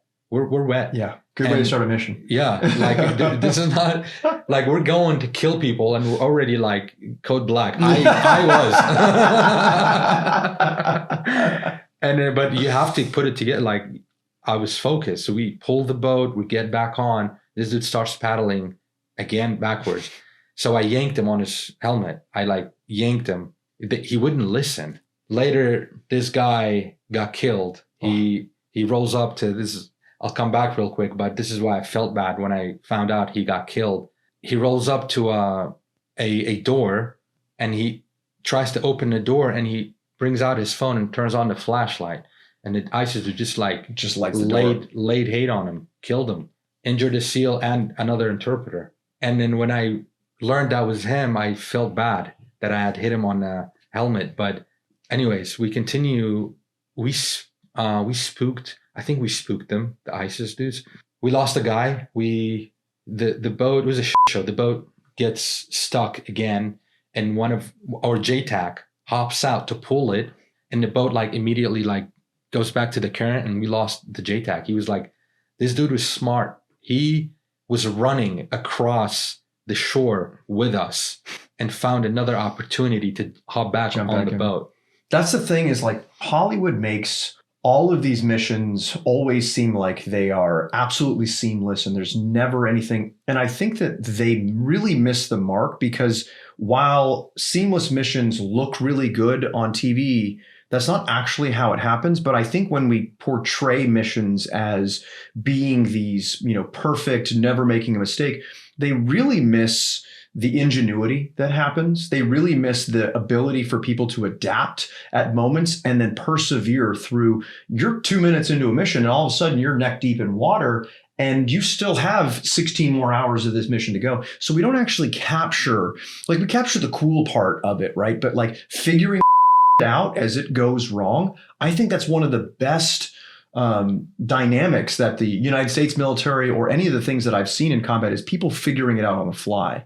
Yeah, you're absolutely right. You don't see those little details that we get to experience first. That are generally, most missions are generally a show. Yeah, right. Absolutely. And it's a dry hole. That op was a dry hole. So we get to the part where we stop the boats. We get off the boats, tie them down, And then we start patrolling through the woods, and we had spooked him because we also found out later that the federal police across the river had heard us or them, but they started pop shots, and that's what spooked them. So we get there, we find everything that they had left behind, and we just blow it all up in RTB. Another mission, same thing. Hey, call the Iraqis. We're going out. We just dropped bomb on a meeting. There was a meeting, like 18 dudes. They split into 3 groups. 2 of them went separately, and the rest were in 2 big groups. They all got bombed and they got schwacked. We have 2 dudes that are alive. We got to go get them right now before it's too late. So this was basically a BDA. We went out to conduct a BDA, battle damage assessment, but then we also know there were 2 dudes that are on the loose walking around with AKs. And this is the coolest thing I've ever seen in my life. Everywhere I've been and things I've done.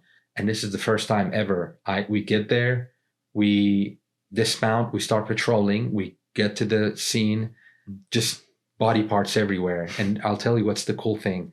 I'm right next to the JTAC, and he is in touch with the ISR. ISR is still up there, and we have the nods on, and the ISR had paved the way for us with the IR light that we could see, and we were just following. It was to me, it was cool. Yeah.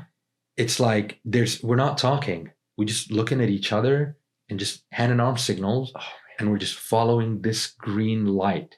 It's like guiding. They're guiding you. It's guiding. It's amazing. We have 2 elements. It was like basically an L shape. And then I have JTAC, they call him the recce guy. He's a recon guy. And then the OIC. And then the light suddenly disappears. It had gone in under. We found ourselves on an edge of a wadi, a valley that those dudes were hiding under. And they have no idea we're there. They have no idea. And like I peeked and I see both of them. They're back to back. They knew their day is coming. They had their backs to each other and they had their guns pointed up, but we gave them a second. We like peek, and these guys are communicating. The SEALs are communicating with their IR laser lights. They had no idea we're there. And I didn't do my job that night because the guy to my left, he knew enough to say, put your hands up in Arabic, which is awesome. So just out of the darkness, I swear to somebody in Arabic yells, Al-Fa'idak. Al-Fa'idak, right? Al-Fa'idak. And what do these dudes do? They start tripping, and then next thing you know, they're dead. Gone. So they start firing back, right? And all of a sudden the SEALs just L-shape come up over the top. Yep. Holy hell, man. My favorite SEAL was, well, they're all amazing people. The one to my right, my favorite, he's a former Force Recon. All right. Probably where he got it from. I'm just joking, SEALs, please. And then that was really my first time kind of seeing that much, it may sound fucked up, like product of the mission. Like, oh my God, we just killed this many people. Yeah. Like 18, 19 dudes dead. 2 of them we just shot live. So now it's a lot of cleanup, like pick up their guns, put it to the side. All the intelligence. All the intel. And I have to do my job, like all the jinsiyas, the IDs, like everything. And then we would just RTB. And then next thing you know, on the news, the Iraqi police had gone out and they had taken selfies with the dead body saying, oh, we just killed all these ISIS. Oh, yeah. They took credit. Another op I went on with, this is Team 5. Did a lot with Team 5. Wow. In 6 These guys months. sound like some snake eaters, man. Yeah, we did so much. We go on this op, and this was, we're in the convoy, and the EOD, like, I love these guys. Like especially all the EODs, like Navy, Marines, they're smart. Yeah. We're in a Max Pro vehicle, and then the EODs like scream, stop. It's 2 a.m. It's like, I see an IED. And then the team chief is like, dude, we got to go. Like, nope, we're not moving. He gets out, confirms there's an IED. So we have to establish like a small element to go patrol and set up at the entrance of this tunnel. So we leave like the whole convoy, and it was me, a JTAC, OIC, a chief, and 2 Iraqis. So it was like 8 of us, and a Marine SIGINT. It was 8 of us, and we're patrolling through this darkness of unknownness. It's like being in 29 Palms. Like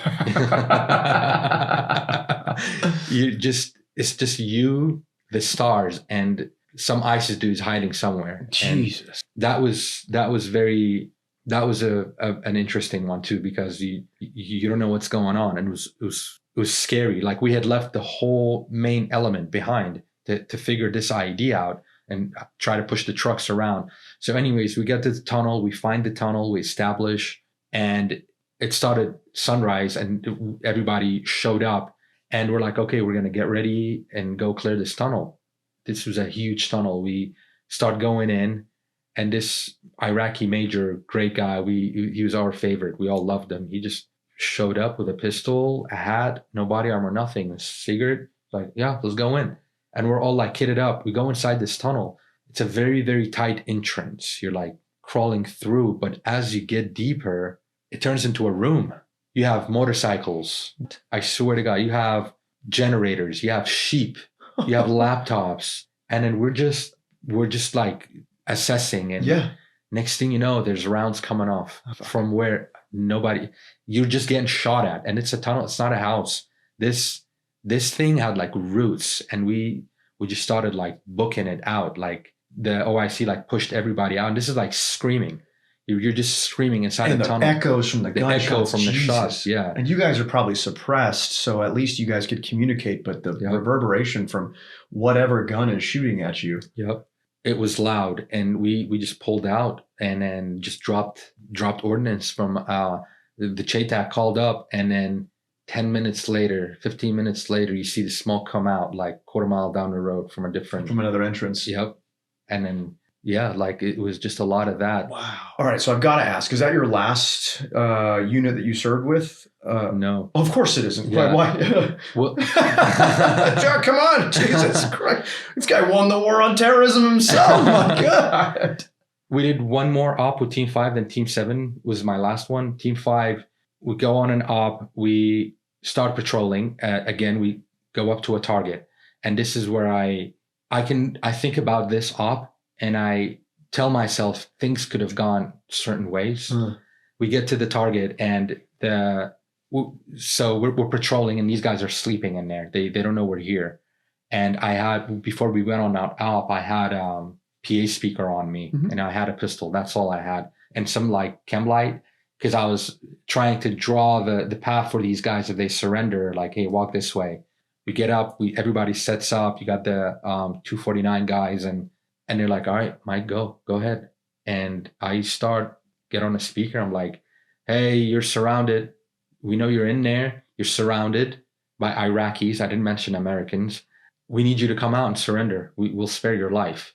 Nothing. Like quietness. And then one of the guys grabs the law, takes a knee, and kaboom, shoots the law at the side of the house. And this was an unfinished building. And that's when we started hearing like dudes got up. And then I started again, like, hey, get out. We know you're in there. You're surrounded. And they started praying, Allahu Akbar, citing the Quran. And never a good sign. Nope. Never a good sign. I said, guys, hey, I yelled it out. I was like, hey, they're coming out to kill us. Be prepared. They're saying their last jihad prayers. And then during this time, I'm just talking match. Do you have a loudspeaker? Yep. These guys are preparing to come outside. Talk match like, you dirty pig. Because everybody's like, dude, piss them off. Like, you dirty pig. I just went down on these guys. And so they came with this. One of them came out with an RPG, not even a gun. And they couldn't see. Sure. So he throws a frag out first, right? This ISIS dude.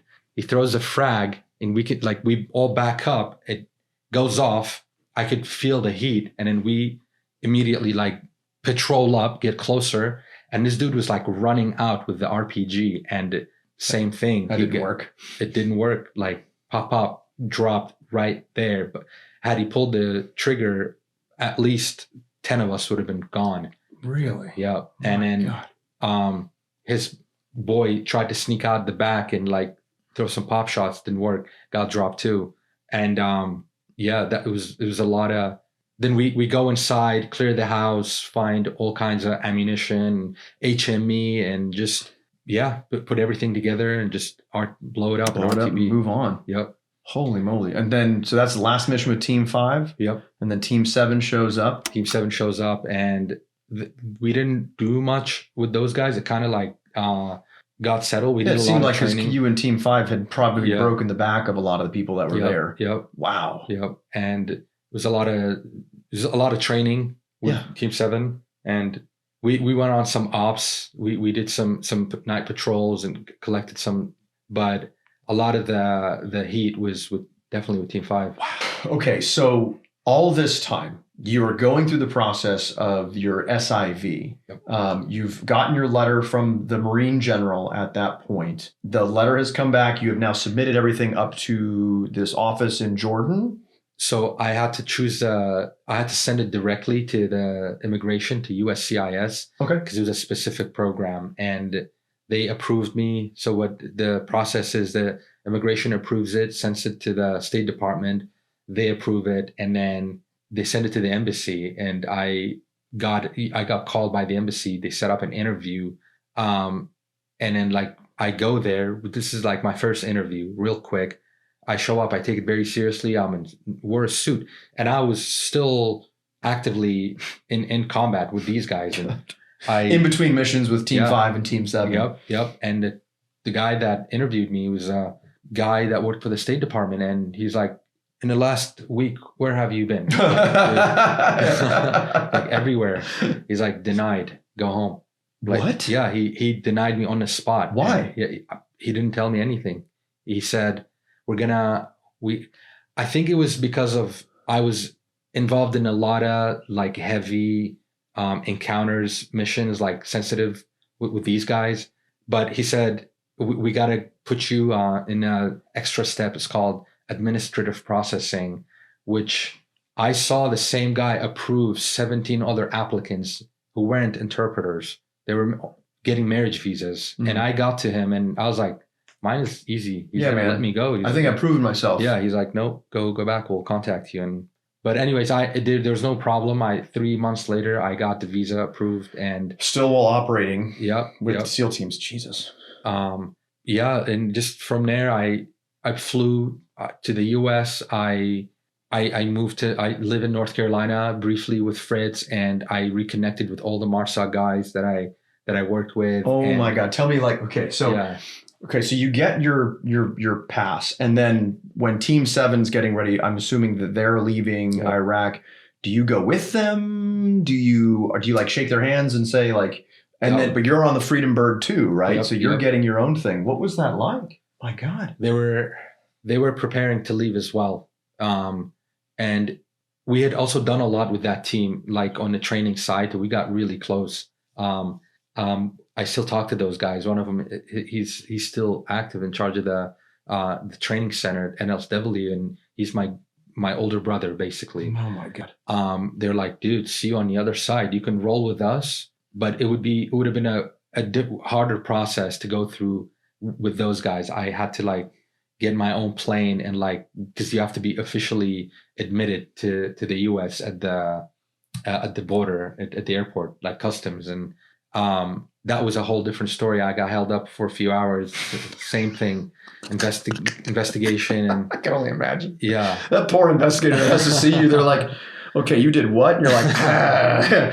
It's hard to say when someone's giving you clearance and you're like into the country and you're like, you don't have the security clearance to know what I did. Like, exactly. Wow, man. Yeah. Okay. And so what year did you finally first touch down feet in the United States? 2019, end of September.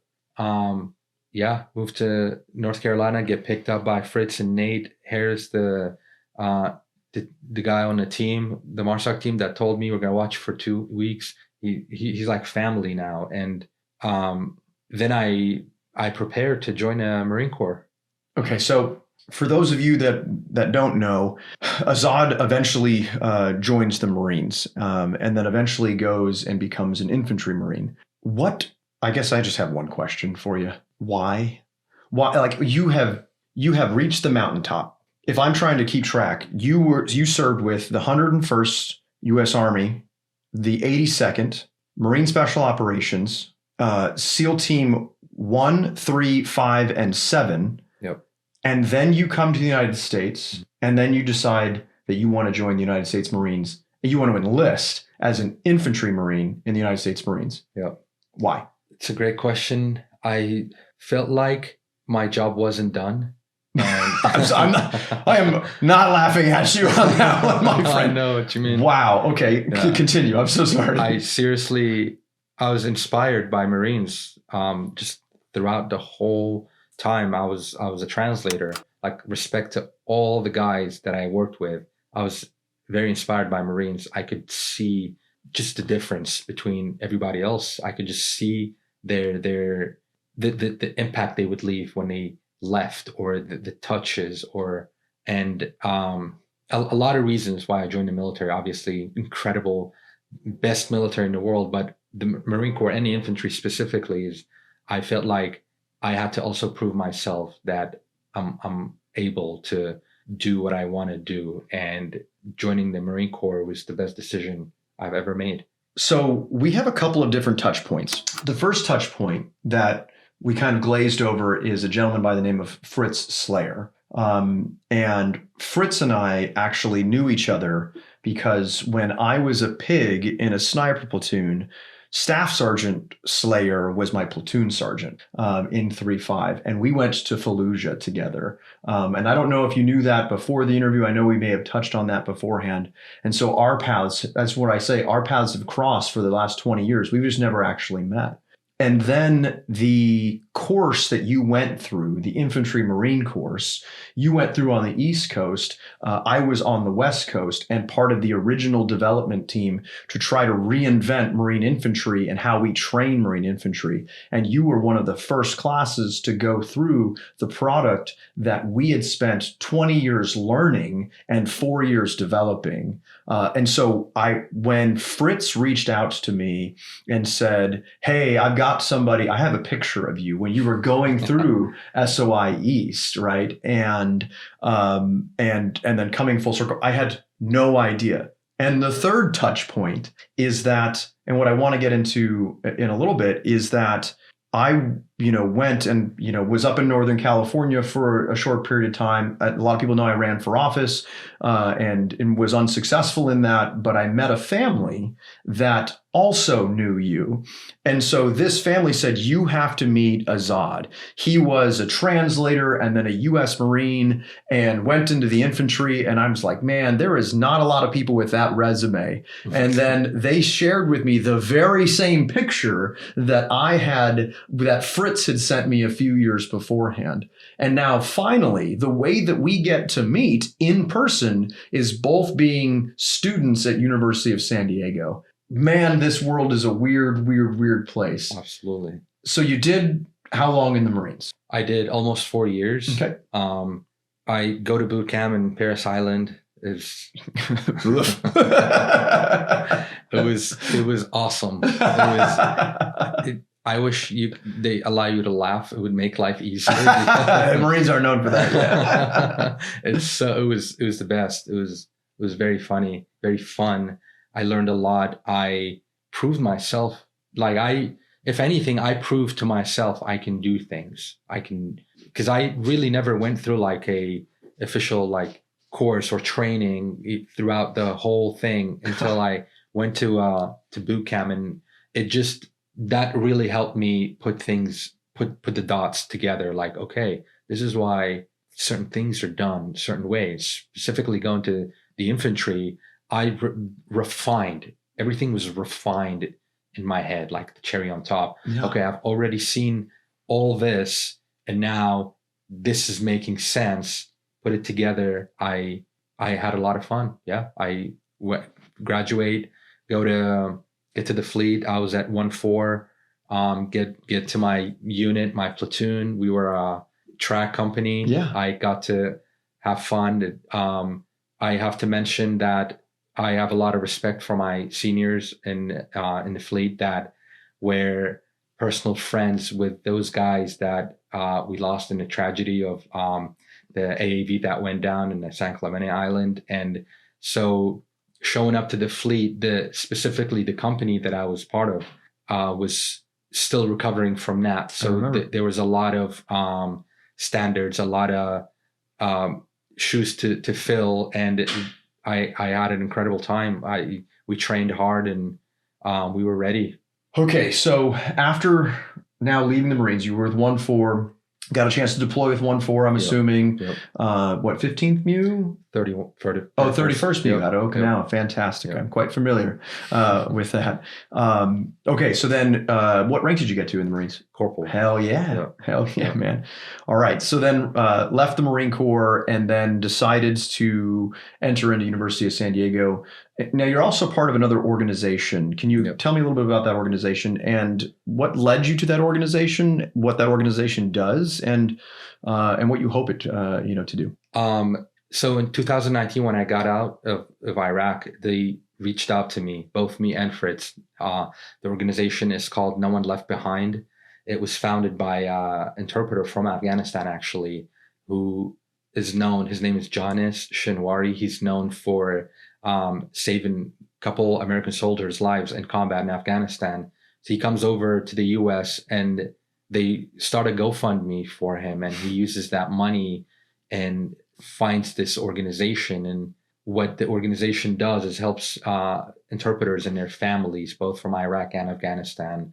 We're heavily involved in helping them maneuver through the visa process, to evacuating them and to getting them here and helping them resettle. So they reached out to me and they said, you're one of two people that made it out of Iraq in 2019 on that visa. Can you come on board and help us understand what you do? How can we make it better? And I've been involved with them since then, just doing awesome work. We help a lot of people, like interpreters and their families, help them resettle, establish, find them jobs, get them, buy them vehicles, home rent, home furniture. And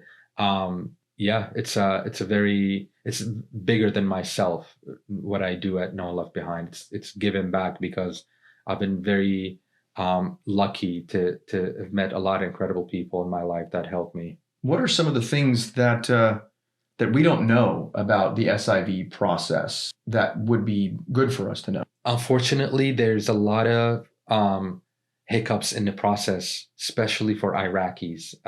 What we're really trying and fighting for with the State Department, we're advocating to them so that they change the qualifications for the Iraqi interpreters. It's much easier, and this is not to make Afghanistan look a certain way. It's much easier as an Afghan interpreter to qualify for the visa. It's very much harder for an Iraqi. You need that general recommendation letter, and a lot of people. So why is that? They just changed the qualification because technically it's safer as an interpreter in Iraq. You're not in much danger as an interpreter in Afghanistan. Well, I think your story would beg to disagree.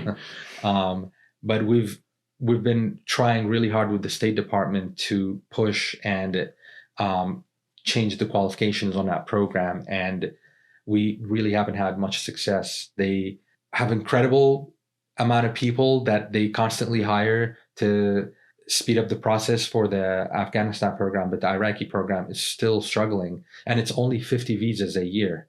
Like, they gave 50 visas a year to all the interpreters that work in Iraq. There's thousands of them, and those 50 need signed letters from generals, and that's has been a main mission for us that we've been trying to push. So how can we help? I mean, we don't do a lot of plugs, right? As you guys know on the channel, it's really just about the story itself. But I feel really compelled to ask you, how can we help as a country that is, deeply grateful for what you've done and what you continue to do for the people that you served? Like, how do we help? Is there, can we write letters? Can we donate money? Can we, put it on our podcast? Like, what can we do to be able to help you out and the No One Left Behind mission? Thank you. There's a lot of avenues that people help. Actually, the main thing for us is just raising awareness and putting the name of the organization out there.